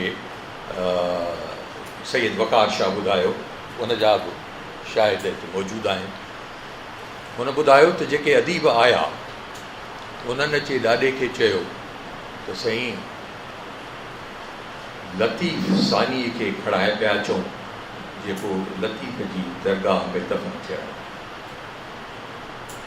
हुन चयो बाबा लतीफ़ वहदतुल वजूद जो क़ाइल हो, लतीफ़ हिकिड़ो ई आहे, लतीफ़ सानी केरु कोन थो थी सघे। तंहिं करे उनखे जिथे वणे वञी पूरियो, दरगाह में लतीफ़ सानी कोन पूरो थी सघे। उन्हनि घणो ई ज़िद कयो पर हुते बि उहो बुज़ुर्ग बि को ज़िदी क़िस्म जो माण्हू हो, उन इजाज़त कान ॾिनी ऐं पोइ कराड़ जे ढंढ जे पासे में शेख अयाज़ साहब खे दफ़नायो वियो। आगा साहब ज़िंदगीअ में कॾहिं मूं कोन ॿुधो त हुन शाह लतीफ़ चयो हुजे। उहो हमेशह साईं करे पिया, साईं हीअं चयो, साईं हीअं कयो, साईं जो फलाणो बैत, कॾहिं बि हुन नालो कोन वरितो शाह लतीफ़ जो। तव्हां हुनजा शाहिद आहियो। आख़िरी ॾींहंनि में जॾहिं बीमार थियो त मूंखे ऐं मंज़ूर खे चवंदो त मूंखे लतीफ़ जे दरगाह में उनजे पेरनि खां दफ़नाइजो। मुंहिंजा पुट इहो कमु कोन कंदा, तव्हांखे इहो कमु करिणो आहे। ऐं आख़िरी जेके 4 महीना हुआ मां हर आचर ते साणसि मिलणु वेंदो हुउसि। पहिरीं ॻाल्हि जेका कंदो उहा इहा ई, यादि अथई न छा करिणो अथई, हे मुंहिंजा ॿार कोन कंदे, तोखे ई करिणो आहे। चवंदुसि हा साईं, असांजी ज़ाल वेठी हूंदी, उहा वरी मूंखे चवंदी त तूं सम्झाइसि, हिन जो हिकिड़ो पुटु अमेरिका में थो रहे, ॿियो पुटु ग़ैर समाजी इंसानु आहे, माण्हुनि सां मिलंदो ई न आहे, बिल्कुलु अनसोशल आहे। मां अकेली काॾे पई भिक्षा जा धिका खाईंदसि। हुनखे सम्झाईसि मां ॿिन्ही जूं ॻाल्हियूं बि ॿुधंदो हुउसि, हर दफ़े इहो ॻाल्हियुनि में इहो ज़िक्र ज़रूरु थींदो। आख़िरी दफ़ो जॾहिं मां मिलियुसि तब साईं इहा ॻाल्हि कई ऐं उनजी ज़ाल उहा ॻाल्हि कई, पर साईं उन ॾींहुं ख़ामोश रहियो ऐं उन सां वधीक ज़िद बहस कोन कया। उन खां ईंदड़ अचर साईं वफ़ात करे वियो ऐं मूंखे नियापो मिलियो। मां वियुसि त साईं जो नाठी शाह गुस्तो वॾो वकील आहे, मशहूरु वकील आहे, मूंखे चयईं त यार ज़िद न कजांइ, फैमिलीअ फ़ैसिलो कयो आहे त असीं खेसि कराची में दफ़नायूं। इहो त थी नथो सघे। साईं जी तव्हां सभिनी खे ख़बर आहे इहा ख़्वाहिश हुई, इहा वसियत आहे, इहा ख़्वाहिश हुई ऐं मुंहिंजे लाइ त उहो हुकुम हो त इहो थियणो आहे। घणो ज़िद कयऊं, फैमिलीअ जो मामिलो, मां माठ थी वियुसि। साईं खे कराची में डिफेंस जे क़ब्रिस्तान में दफ़नायोसीं। 4 महीननि खां पोइ उनजी ज़ाल खे रोज़ राति जो ख्वाब में साईं ईंदो हो। उहा अछी सलवार कमीज़, अजरक, हथ में शाह जो रिसालो, ऐं उहा पुछंदी हुअसि त काॾे थो वञी, हुनखे चवंदो हो त भिक्षा थो। ऐं कॾहिं कॾहिं चिड़ी चवंदो हुउसि त ख़बर कोन थी त काॾे थो वञे। ऐं इहो सिलसिलो रोज़ या हर ॿी राति जो हुनखे ख्वाब में इहा ॻाल्हि ईंदी। हुन पंहिंजे पुट खे अमेरिका मां घुरायो। हुनजो ज़मीर खाइण लॻो ॼण हुनखे त हीअ अलाए मूं कहिड़ो फ़ैसिलो करे छॾियो ऐं आग़ा साहब खे इहा ॻाल्हि न वणी आहे। हुनजो पुटु अमेरिका मां आयो, असां कोशिशि कई ॾाढी, चयो वियो त औकाफ़ खाते खां तव्हांखे इजाज़त वठणी पवंदी। औकाफ़ खाते खे बि राज़ी कयोसीं, पर उहो वज़ीर राज़ी न थिए। पोइ आख़िर वकार शाह साहिब सां ॻाल्हायोसीं। हुन चयो की असां ॻाल्हाइण जी ज़रूरत ई कोन्हे, मज़ार औकाफ़ वटां क़ब्रिस्तान असांजो आहे, तव्हां खणाए अचो, असीं दफ़न कंदासीं। असां खणाए वियासीं ऐं आग़ा साहब लतीफ़ सानी त कोन थियो, पर ॿियो लतीफ़ थी, लतीफ़ जे घर में दफ़न थी वियो। ऐं साल खां पोइ, पूरे 1 साल खां पोइ इहो अमल थियो। माण्हुनि चयो त छा तव्हां आग़ा साहब खे अमानतन दफ़नायो हो? असां कूड़ ॻाल्हायो था, अमानत दफ़नायो। छाकाणि त वकार शाह वटि जॾहिं मां वियुसि त वकार शाह चयो त तो अचण में देरि करे छॾी आहे, मूंखे त साईं अलाए केतिरा दफ़ा इहा हिदायत कई आहे। साईं सां मुराद शाह लतीफ़ केतिरा दफ़ा मूंखे ख्वाब में इहा हिदायत कई आहे त हीउ माण्हू हिते छो कोन आयो। त इहा शाह सां साईं जी मोहबत ऐं रग़बत हुई जो साल खां पोइ बि साईं हुनखे पाण वटि घुराए वरितो ऐं जंहिंखे माण्हू हितां खणाए विया साईं वटि, उनखे साईं क़बूल कोन कयो। तव्हांजी महिरबानी।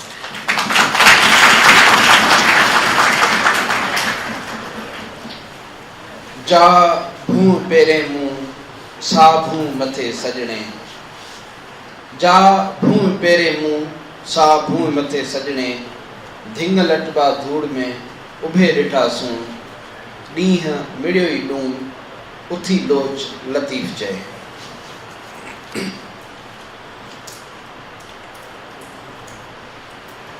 साईं सलीम साहब जूं यादूं असांखे उन माॻ ते वठी वियूं।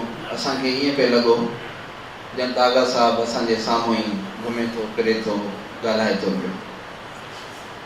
आग़ा साहब जिस्मानी तौर ते मौजूदु कोन्हे को, पर रूहानी तौर असां में मौजूदु आहे। बल्कि इलेक्ट्रॉनिक तरक़ी वारे दौर में असां उनखे ॾिसी बि सघूं था। शाह साईं चयो त हिते किर्त वारा केतिरा, किर्त कबो को। हिते किर्त वारा केतिरा, किर्त कबो को, जो बंदो कम करे सो मिड़ियो ई ॾोह, तूं पारस आऊं लोह, जेसिताईं त सोन थिया। सिकंदर साहब वटि वीडियो आहे आगा साहब जी जेका तव्हां सां गॾु ॾिसंदासीं। शाह लतीफ़ ते थींदड़ कॉन्फ्रेंस जे हवाले सां आगा साहब जेका गुफ़्तगू कई आहे उहा गुफ़्तगू वीडियो जी सूरत में उन मां पीसिस आहिनि ऐं सिकंदर साहब खे गुज़ारिश कंदुसि त इहा वीडियो असां सभिनी खे ॾेखारे। राति 4 लॻे खां शुरू थींदी आहे, सुबुह जो 9 लॻे सुबुह ताईं हलंदी आहे। उन ॿुधाई राति उन रातिनि में मुंहिंजो साईं सां कचहरी थी। के तर्जुमा मूं ईअं महसूसु कयो आहे त साईं मूंखे कराया ऐं के तर्जुमा जेके ख़राबु तर्जुमा आहिनि उहे मूं पाण कया। उहो साईं जो बेटा उते कीरत वारा केतिरा, कीरत कबो को, जेको बंदो कमु करे सो मिलियो, तूं पार सां लो सही त सो थिया। सो जाते जाते साईं सयूं आहे मुंहिंजा उहे बैत उहे तर्जुमा सोन थी पिया आहिनि। बाक़ी जिते न सयूं अथई मूं मोड़ियो अथई उहे मूं तर्जुमो करे वाक़ई हिकिड़ो अदबी ॾोहो कयो एतिराफ़ तर्जुमा थींदा आहिनि। हिकु फेथफुल, ॿियो फ्री, मूं ॿिनी तरहनि जा कया आहिनि। ऐं फेथफुल खे एतिरा तर्जुमे लाइ चयो वेंदो आहे त मुतर्जुम खे हुनजो मुतर्जुम जो जेको क्रिएटिव सेल्फ आहे उहो उन मां पंहिंजो पाण जान छॾाए न सघंदो आहे। हुनजो क्रिएटिव सेल्फ तर्जुमे में ज़रूरु ईंदो आहे। सो मूं बि साईं जा ॿिनी तरहनि सां तर्जुमा कया आहिनि। हिकिड़ो ऐं अंग्रेज़ी में वरी छा कयो अथऊं जो रुगो फेथफुल तर्जुमो कयो अथऊं। इन करे किथे किथे मुंहिंजे उर्दू तर्जुमे ऐं अंग्रेज़ी तर्जुमे में तज़ाद नज़र ईंदो, छाकाणि हो अखरी तर्जुमो। पहिरियां इमेज थो ठाहे, पूरो शो थो ठाहे, तस्वीर थो कढे, उन तस्वीर ते पंहिंजी इंसानी कैफ़ियत थो बयानु करे त तिनी सां जी ॾेठ मोटड़ थी इमेज बस पिरी तो ओॾा नूर। हाणे ॿुधो, सॼण सुता बिन में चोटा भरे मानो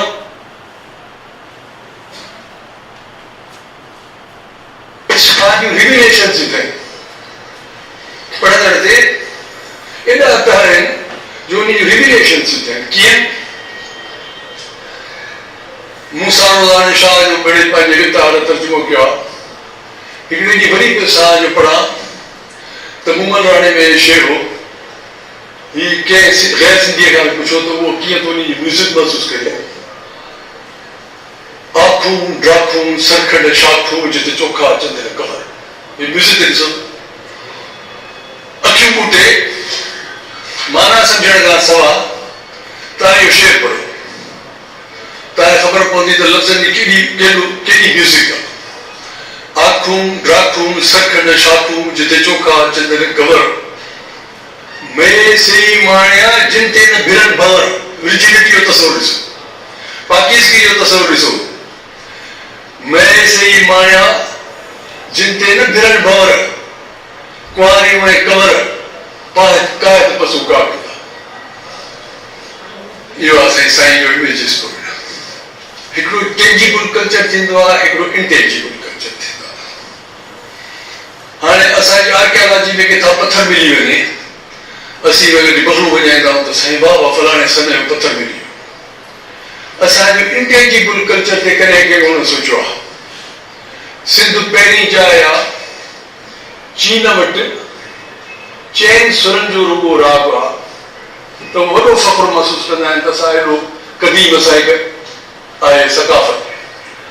सिंध में 2 सुरनि जो राग आहे, 3 सुरनि जो राग आहे, चइनि जो त हुमर जो शुरू थो थी वञे। इहो इंटेंजिबल कल्चर आहे न, इहा आर्कियोलॉजी आहे न।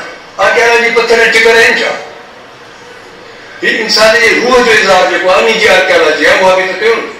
बाबा फरीद ते तहक़ीक़ करण जा बहस करण जी गुंजाइश बि लाइ आहे जो हुन जा शेर पाण सुबुह ते दलील आहिनि त मां सिंधी शाइर आहियां। मिसाल तव्हांखे ॿुधायां, काज़ी कादन खां बि वधीक सॼी सिंधी बाबा फरीद जी आहे, जेको मूं किताब में मिसाल ॾिनो आहे त दर्द न वञनि दारू ऐं जनक तबीब लॻनि, चङी भली थी विया जे मूं पिड़ी मिलनि, जेका पंहिंजी मुंहिंजी हिकिड़ी थीसिस हुई वारी आहे त सूफ़ी ऐं इनकलाबी उम्मीद में जीअंदा आहिनि, उम्मीद परस्त हूंदा आहिनि, सुभाणे जा फर्ज़ंद हूंदा आहिनि। केतिरा साल अॻु, घटि में घटि मां सम्झा थो 55 साल अॻु, मूं हिकिड़े इनकलाबी शाइर जो नज़्म पढ़ियो हो, उन जो नालो ode to the west wind शेरी। उन जो हिकिड़ो बंद मूंखे अॼु बि यादि आहे। 55 सालनि खां पोइ बि मां उहो तव्हां शेयर थो कयां। मूंखे बादल, मूंखे पंध ऐं मूंखे लहर वांगुरु खण, मां ज़िंदगीअ जे कॾनि ते किरियो आहियां ऐं रतो छाण थी वियो आहियां। इन कैफ़ियत खां पोइ थो लॻे चवे त take my words among unawakened mankind like sparks from an unextinguished heart. अड़ो जामतर खुले मां जे चिड़गू खंबी हुई, ये मुझे लफ्ज़ खणी वई माण्हुनि ने जेके अण जाॻियल आहिनि। उहे लफ्ज़ कहिड़ा आहिनि? If winter comes, can spring be far behind? जेकॾहिं अॼु सियारो आहे त छा ॿार परे थी सघे थी? सो सूफ़ी इएं उम्मीद में जीअंदा आहिनि, माण्हुनि खे उम्मीदूं ॾींदा आहिनि, इनकलाबी बि ईअं ई जीअंदा आहिनि। मूं रेडियो पाकिस्तान जो हैदराबाद में सुबुह जो कलाम पाक खां पोइ, तिलावत खां पोइ हिकिड़ो प्रोग्राम शुरू कयो जंहिंमें शाह जी रेडरिंग कंदो सालिम शाह। ॾाढो ॾाढो ॾाढो आहे। पोइ वरी हमीद साहब, इब्राहिम मुंशी साहब उन में आवाज़ में सारो रिकॉर्डिंग कराई, रेकॉर्डिंग कराई, पर पोइ वरी उहो हेठि वधिजी वियो। छा थियो? प्लीज़ तव्हां हिनखे कंहिं प्रोफेशनल खां प्रोड्यूस करायो ऐं हिन जी कंहिं सुठे माण्हू खां रेकॉर्डिंग करायो त असां जहिड़नि माण्हुनि खे बि ख़बर पए तलफ़ुज़ छा आहे। शाइरी में छा मैसेज? शाइरी पाण मैसेज आहे। तव्हांखे मूव थी करे तव्हांखे हिकिड़ी हालत मां ॿी हालत में थी आणे, तव्हांजी सब्लिमेशन थी करे। मोहत ते तमामु वॾी शाइरी थी आहे, तमामु वॾी शाइरी थी आहे, पर उन जो घणो करे रुख जेको आहे, तासुर जेको आहे, सो ग़म हूंदो आहे। मां बाबा फरीद जो शेर पढ़ंदो आहियां त बुढा हुयो शेर फरीद ते कंबड़ लॻी दे, ऐं फरीद तूं कुआरो थी आ त तुंहिंजो सारो वजूद लिखी थो। सो चवण जो मतिलबु इहो आहे त मौत हिकिड़ो अहिड़ो मौज़ू आहे जंहिं ते दुनिया जे हर शाइर लिखियो आहे, ऐं ज़ाहिर आहे त उन जो जेको पहलू आहे सो ॾुख, रंज, विछोड़ो, मुस्तक़िल विछोड़ो। पर हाणे मां हिकिड़ो दफ़ो पहिरियां बि हिते ॻाल्हि कई हुई कमर शाहबाद जी ड्रामनि ते त कॾहिं कॾहिं के शाइर ग़म जी सब्लिमेशन कंदा आहिनि, ग़म खे आला रुतबो ॾींदा आहिनि। जीअं अयाज़ जो हिकिड़ो शेर आहे त मरंदासीं त मिटीअ मां पंहिंजे जुड़ंदा कई जाम, नवां नवां मतवार आईंदा हंधा तुंहिंजी हाम। Life continuation. एक सिर्फ आपको आखिर में साईं की वाइफ सुनाता हूँ। पीकर मैं के जाम साजन को पहचान लिया।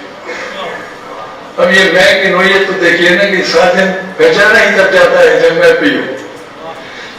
पीकर मैं के जाम साजन को पहचान लिया, इश्क के पहले पीकर हमने जाना भेद तमाम। अंग अंग में प्यार की अग्नि सुलगे अंग तमाम, झूठे जग में रात बिताई। ऐसा ही सुनिएगा। झूठे जग में रात बिताई, सुबह किया आराम। कहे लतीफ कि तू ही तू है, बाकी तेरा नाम।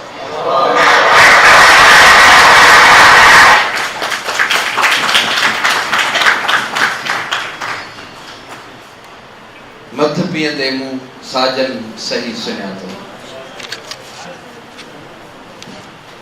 आगा साहब यकीनन हिकिड़ी मल्टी डायमेंशनल पर्सनैलिटी, संदसि तहक़ीक़ जा केतिरा ई रुख, हर रुख निरालो। आगा साहब जी तहक़ीक़ खां पहिरियां काज़ी कादन खे सिंधी जो पहिरियों शाइर तस्लीम कयो वेंदो हो।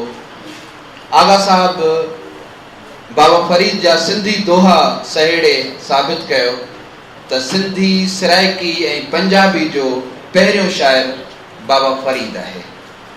सिंध जूं सरहदूं इहे कोन हुयूं जेके हाणे आहिनि बाबा फरीद जे दौर में। त सिंधी, सराइकी ऐं पंजाबी जो पहिरियों शाइर बाबा फरीद आहे। इहा आगा साहब जी तहक़ीक़ हुई।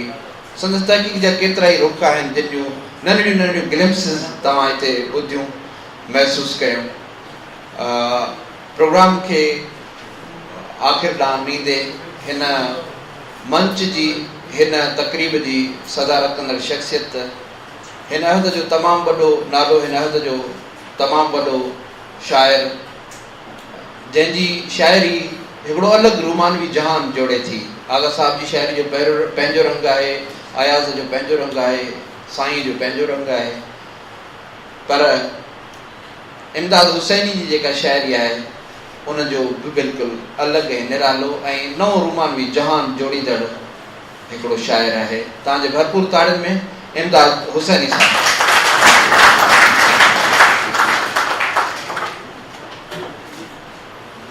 असां जेके शाइर आहियूं या लेखक आहियूं या आर्टिस्ट आहियूं, आगा साहब जे हवाले सां जेकॾहिं आउं ॻाल्हि करियां पंहिंजी, असीं हुन जा कर्ज़ी आहियूं। ऐं जेकॾहिं थोरो इनखे खुलियल ऐं वसी माना में आउं चवां त असीं सिंध जा ऐं सिंध जे माण्हुनि जा कर्ज़ी आहियूं।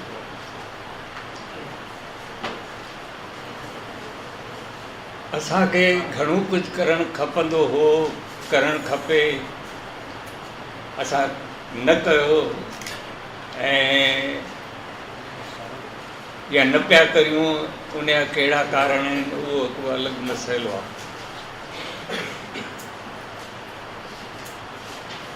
आगा साहब जीअं त तबई तौर ते असां वटि आहे, असां वटि मौजूदु न आहे, पर हुन जूं लिखणियूं मौजूदु आहिनि, उन्हनि में हू ज़िंदा आहे। ऐं इहा सभ खां वॾी ॻाल्हि आहे त आर्टिस्ट या शाइर पंहिंजे कम में ज़िंदा रहे थो। ज़रूरत इन ॻाल्हि जी आहे त आगा साहब जे हवाले सां असां वटि जेके बि यादगिरियूं आहिनि उहे जेकॾहिं लिखत जे रूप में असीं ॾियूं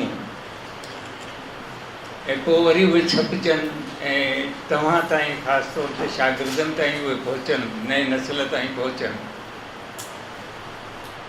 त इहो सभिनी जो भलो थींदो, ॿोलीअ जो भलो थींदो, तव्हांजो जेको नओं नस्ल आहे उनजो भलो थींदो, असांजो भलो थींदो। सवेरी डॉक्टर गफ़ूर हिकिड़ी ॾाढी सुठी ॻाल्हि कई ऐं इन दौर खे पाण सिंधी अदब जो सुनहरी दौर चयईं। हाणे इहो सुनहरी दौर रुॻो सिंध में न हो, हिंद में बि इहो दौर जेको आहे सिंधी अदब जो सुनहरी दौर आहे। साॻे वक़्तु तव्हां ॾिसो त इहो सिंधी संगीत जो बि सुनहरी दौर आहे। साॻे वक़्तु तव्हां इहो ॾिसो त उन वक़्त जो जेको रेडियो जो दौर आहे उहो बि हिकिड़ो सुनहरी दौर आहे। मान, मर्यादा, लिहाज़, वॾनि जी इज़त, नंढनि सां प्यार सेखारणु, रांदियूं सिंध जूं, इहो हिकिड़ो अजीब ग़रीब दौर आहे जिते जेतिरो बि लिखियो वञे ओतिरो घटि आहे।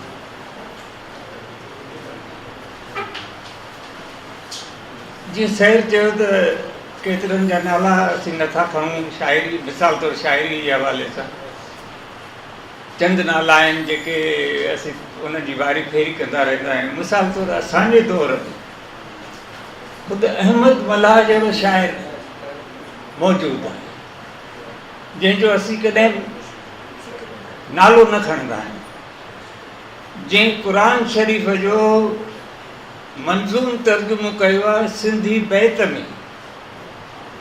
ऐं इहा हिकिड़ी एॾी वॾी अचीवमेंट आहे, असांजी हासिलात आहे जेके असीं जेतिरो ॻायूं, जेतिरो इनखे साराहियूं उन माण्हूअ खे, ओतिरो घटि आहे।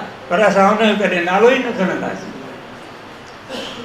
उहो हाजी अहमद मल्हाह जंहिंखां सर्वेज मुतासिर थियो, जेका इब्राहिम मुंशी मुतासिर थियो, असांजे लाड़ जो घणो जेको हिसो आहे उहो मुतासिर थियो, ऐं जेको घणे में घणो ॻाइजे थो। लतीफ़ खां पोइ थर साइड ते या कच्छ भुज लाइ बि हाजी अहमद मल्हाह ॻाइजे थो। ऐं उन माण्हू जी असीं नाले खणण लाइ तयारु न आहियूं। शाह साईं जी सिट आहे, मूं भायो मूंसां हमेशह हूंदा पई। इन एॾनि सादनि लफ़्ज़नि में लतीफ़ साईं हिकिड़ी सिट में जेको दर्द भरे छॾियो आहे,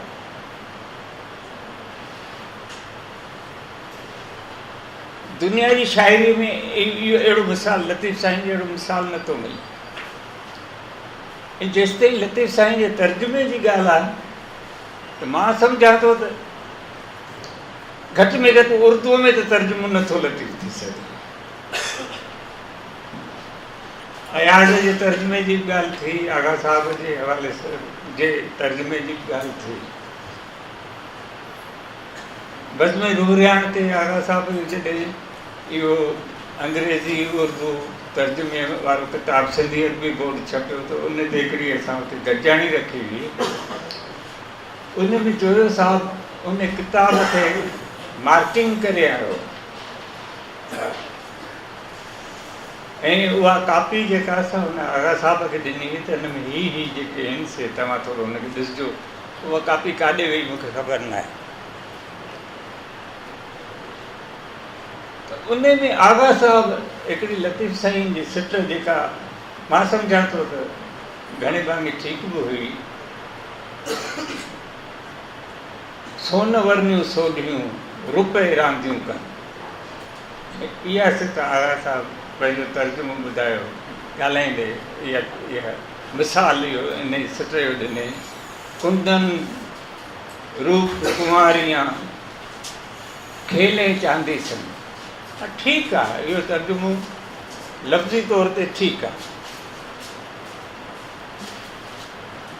पर रुपए रांदियूं करण वारो इन में न अची सघे।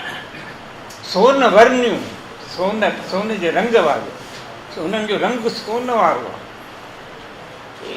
त लतीफ़ खे में बि डॉक्टर इलियास इश्की तर्जुमो करे आहे लतीफ़ खे, त मां सम्झां थो त थोरो इंसाफ़ करे सघे हा। पर उहो वरी ईअं थियो जो आगा साहब जो जॾहिं तर्जुमो आयो त पोइ इश्की साहब आगा साहब वारो तर्जुमो वरी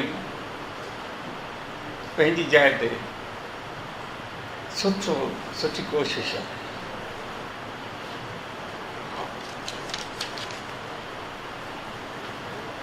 ऐं उन मां तर्जुमे मां ख़ुदि आगा साहब घणो कुझु पिरायो।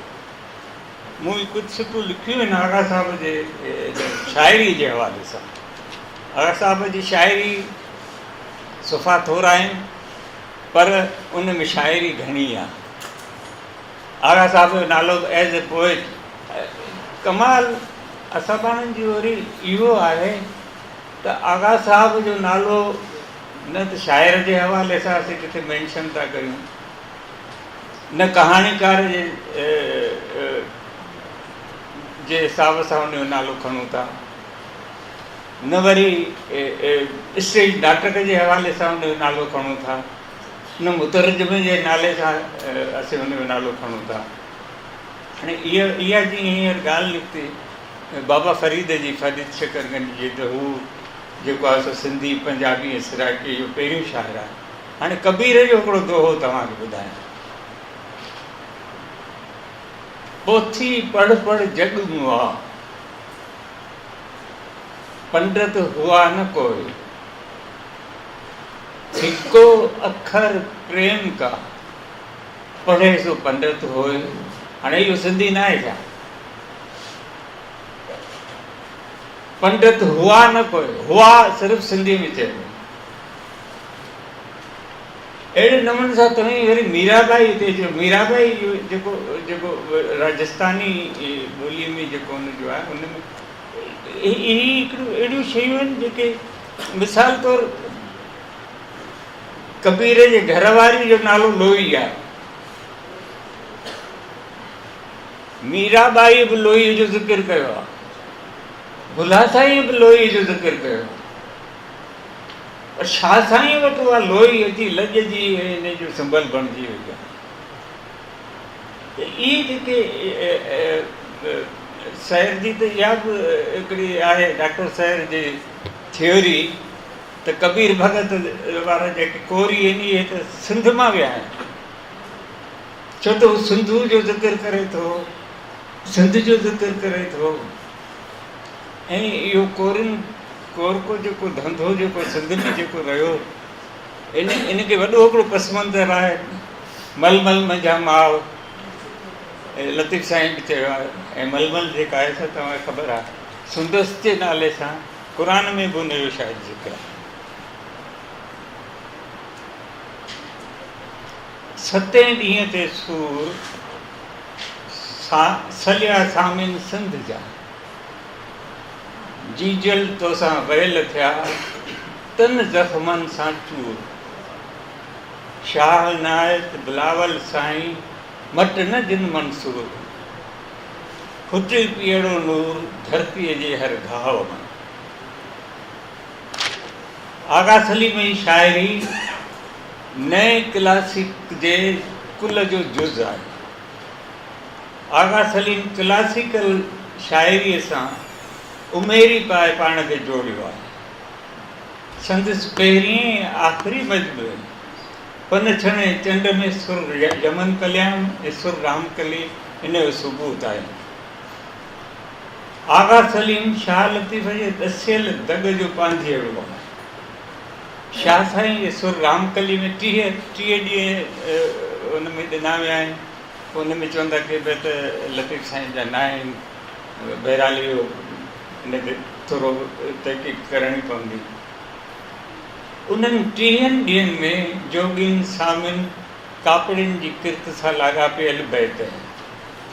लतीफ़ साईं जी बैत आहे 3 ॾींहं टिमकाइनि दूहियूं दायरनि, मेड़ियो कड़ जे काठियूं जोगी जलाइनि, संदियूं खामण ख़बरूं आदेसिन आहिनि, कुझु न ॻाल्हाइनि लिका भुणनि लोटनि। आगा सलीम सामिन जे 10 ॾींहंनि जे किर्त जो बयानु कयो आहे। शाह साईं त हिननि जोगिन सामिन सां इहे तीर्थ यात्राऊं कयूं ऐं उन्हनि खां वेदांत जे उसूलनि जी अमली ऐं वधीक ॼाण पिराया। आगा सलीम जा सामी केरु?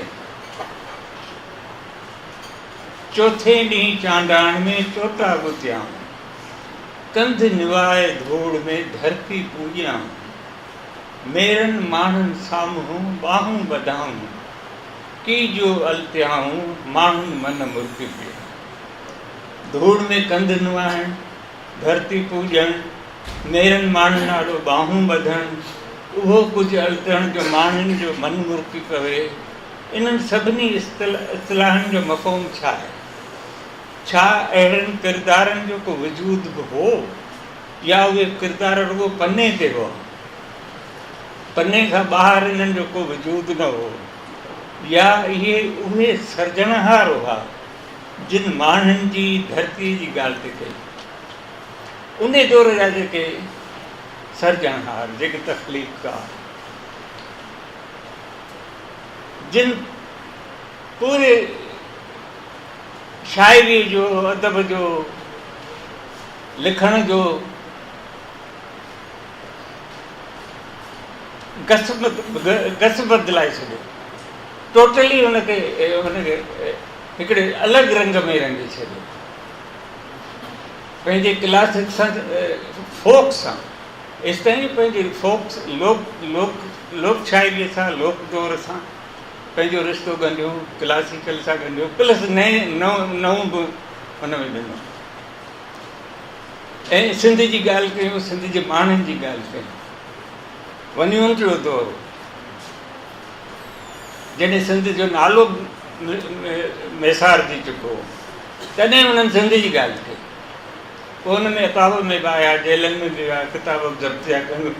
आगा सलीम थी सघे थो उन्हनि ई सर्जणहारनि जी ॻाल्हि, फुटी पीअड़ो नूर धरतीअ जे हर घाव में। शाइर खे जेकी चवणो आहे उहो लफ़्ज़नि में चई थो चवे। आगा सलीम हिन बैत में असांजो ध्यानु तारीख़ ॾांहुं छिकाए थो। शाह इनायत बिलावल साईं मटन जिन मंसूर। ईअं बि चयो वेंदो आहे त तख़लीकार जो तख़लीक़ करण बि अमल आहे। सो आगा सलीम जे सुर रामकली में कल्ह, अॼु ऐं सुभाणे जी ॻाल्हि कयल आहे। जीअं शाह इनायत चई ऐं मखदूम बिलावल जे शहादत जो हवालो त काल जो आहे, पर तारीख़ जेके सिंध खे घाव ॾिना आहिनि उहे अॼु बि ताज़ा आहिनि। जीजल तोसां वैल थिया, तन ज़ख़्मनि सां। हाणे तव्हां अंदाज़ो लॻायो त मखदूम बिलावल खे जेका सज़ा ॾिनी वई, घाणे में उनखे पीड़ियो वियो। कंहिंखे गोली हणणु, कंहिंखे फाही हंधो छिके छॾणु, तख़्तो सां कढी छॾणु, कुहाड़ी सां मारणु, तलवार सां मारणु, हिकु ई धक सां घाणे में पीड़िजणु। ऐं इहा सज़ा हुनखे केरु पिया ॾियनि? अरबूं उन जी तरफ़ां पिया ॾियनि, जेके 12 हिते पनाह वरितूं ऐं कब्ज़ो करे सिंध ते वेही रहिया। असां इन्हनि सभिनी तारीख़ जे वाक़िअनि मां असां सबक़ु कहिड़ो घुरायो? को बि न। आगा सलीम हिकु आशावादी शाइर आहे। हुनखे हिजर जी राति में जेका संदसि देश जे तक़दीर जहिड़ी बाक़ ऐं कारी आहे, हर सितारो वसल जो रोशन को ख़्वाब लॻे थो। आगा सलीम जेको जेल में वियो, पर हुनजो तन जेल में आहे, पर हुनजो रूह आज़ादु आहे। हियूं मुंहिंजो हुत थियो हिते मिटी ऐं माह वांगुरु, नाए ॾींहं ते नेण जहिड़ा मींहं न पाए। हथ हथनि में सभ जा माण्हू माण्हू सेण, ॾिस तूं छुभे नेण ॾुखियूं ॾुख विहारियूं। हिन बैत जी आख़िरी सिट जो ॿियो पद, शाह साईं जे हिन बैत जे आख़िरी सिट जो ॿियो पद तज़मीन कयल आहे।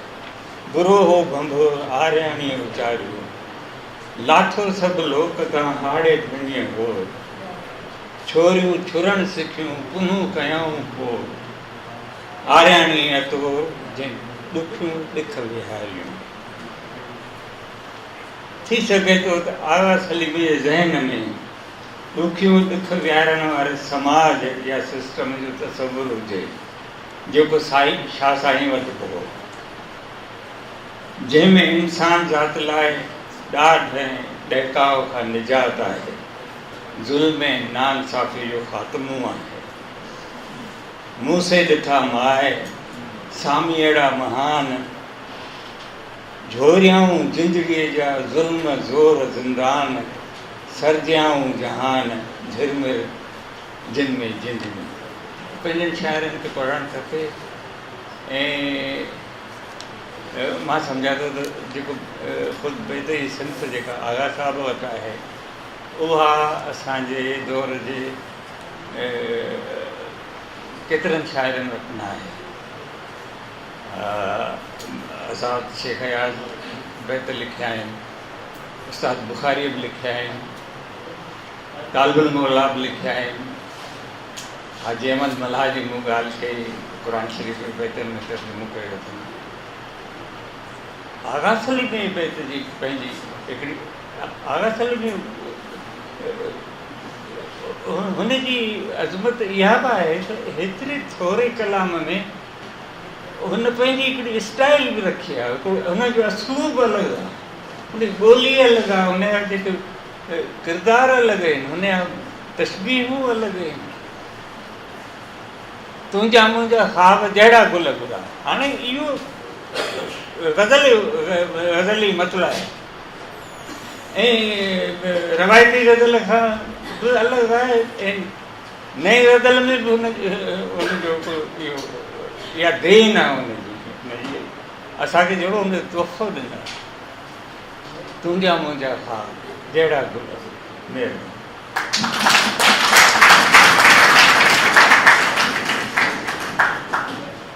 आगा साहब जी ज़िंदगी जा अञा के अहिड़ा पहलू ऐं पासा बि आहिनि जिन ते अॼु बहस न थी सघियो वक़्त जी कमी सबबु, छाकाणि त हुनजी जेतिरी शख़्सियत आहे, जेतिरी घणरुखी शख़्सियत आहे, उन शख़्सियत लाइ का तवील कॉन्फ्रेंस ई थी सघे थी जेका सभई पासा कवर करे।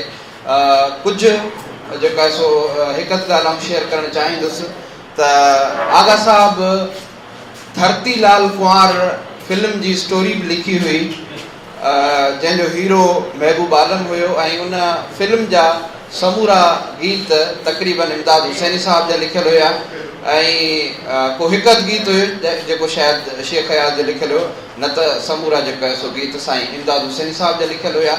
इन खां अलावा शाह साईं जी म्यूज़िक जी जेका नोटेशन तयारु कई आगा साहब, उनजी उनखे शायदि पेमेंट बि थी वई, पोइ कंहिं असां सेमिनार में इहा ॻाल्हि कई त उहा नोटेशन गुम कई वई आहे, जेका ताहाल मुयसरु कोन्हे, नथी लभे, गुम कई वई आहे, थी आहे। इहो हिकिड़ो तवील बहस आहे। बहरहाल शाह लतीफ़ चेयर जे तरफ़ां सजायल ही मंच आगा साहब जे शान में, हुनजे मान में ही जेको मंच सजायल हो, हिकिड़ी तक़रीब हुई जंहिंमें आगा साहब खे असां ट्रिब्यूट पेश कयो। ऐं थोराइतो आहियां शाह लतीफ़ चेयर जे तरफ़ां सभिनी मुअज़्ज़िज़ महिमाननि जो, ख़ासतौर साईं इमदाद हुसैनी साहब जन जो जंहिं इन सेशन जी सदारत कई, डॉक्टर सहर इमदाद साहिबा, साईं निसार महमूद साहब, साईं डॉक्टर गफूर महमूद साहब, डॉक्टर रुकमान पलारी साहब जन जो, मैडम डॉक्टर गज़ाला परे खां कही आई, असां संदन थोराइता आहियूं, सारंग साणनि गॾु आहियो, साईं ताज मोहम्मद वसाण साहब आहियो, मैडम नाहिद असां सां गॾु रही शुरू खां वठी आख़िर ताईं, मैडम हेरा आहे, डॉक्टर कदीर साहब आहे, मंज़ूर अबड़ो साहब आहे, अख्तर साहब, ज़िया साईं, इरशाद साहब, वहाब साईं, गफ़ार साहब, सभई तक़रीबन साईं ज़ुबैर साहब असांखे जॉइन कयो, सभिनी जा थोरा। शाह साईं चयो हो त माउ खाहोड़ी हलिया दुखाए दूहां, माउ खाहोड़ी हलिया दुखाए दूहां, छपर जा सूहां ॾोथिन ॾुथ चितारियो। तव्हां सभिनी जी तमामु घणी महिरबानी। अवां सभिनी दोस्तनि जी वॾी महिरबानी जिन असांजे हिन अहम प्रोग्राम खे ॿुधो। वरी हिकु भेरो ॿीहर नए प्रोग्राम सां गॾु हाज़िर थींदासीं। तेसि ताईं पंहिंजे मेज़बान सारंग जो खे इजाज़त ॾींदा। सिंध सलामत, साथ सलाम।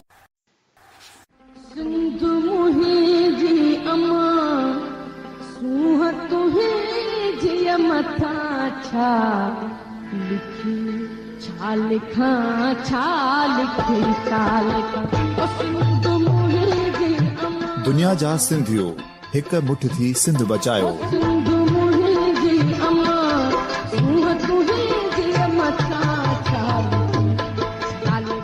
सिंध जो क़ौमी आवाज़ radio voice of Sindh London.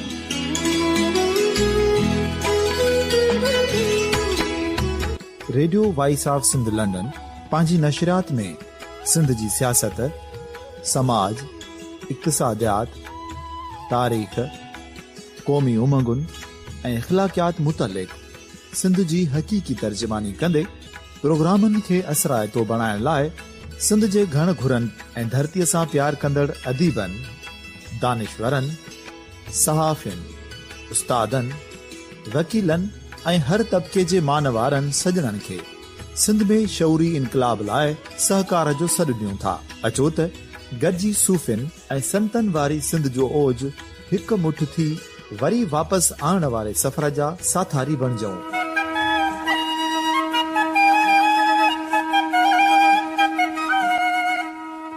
हिक नए सुबुह जी शुरूआत जो पड़ाॾो घर घर ॻोठ ॻोठ ऐं शहर शहर ताईं पहुचायो। शाल सिंध आबाद ऐं ख़ुशहाल थिए, सिंधी माण्हू सुखियो ऐं सताबो थिए।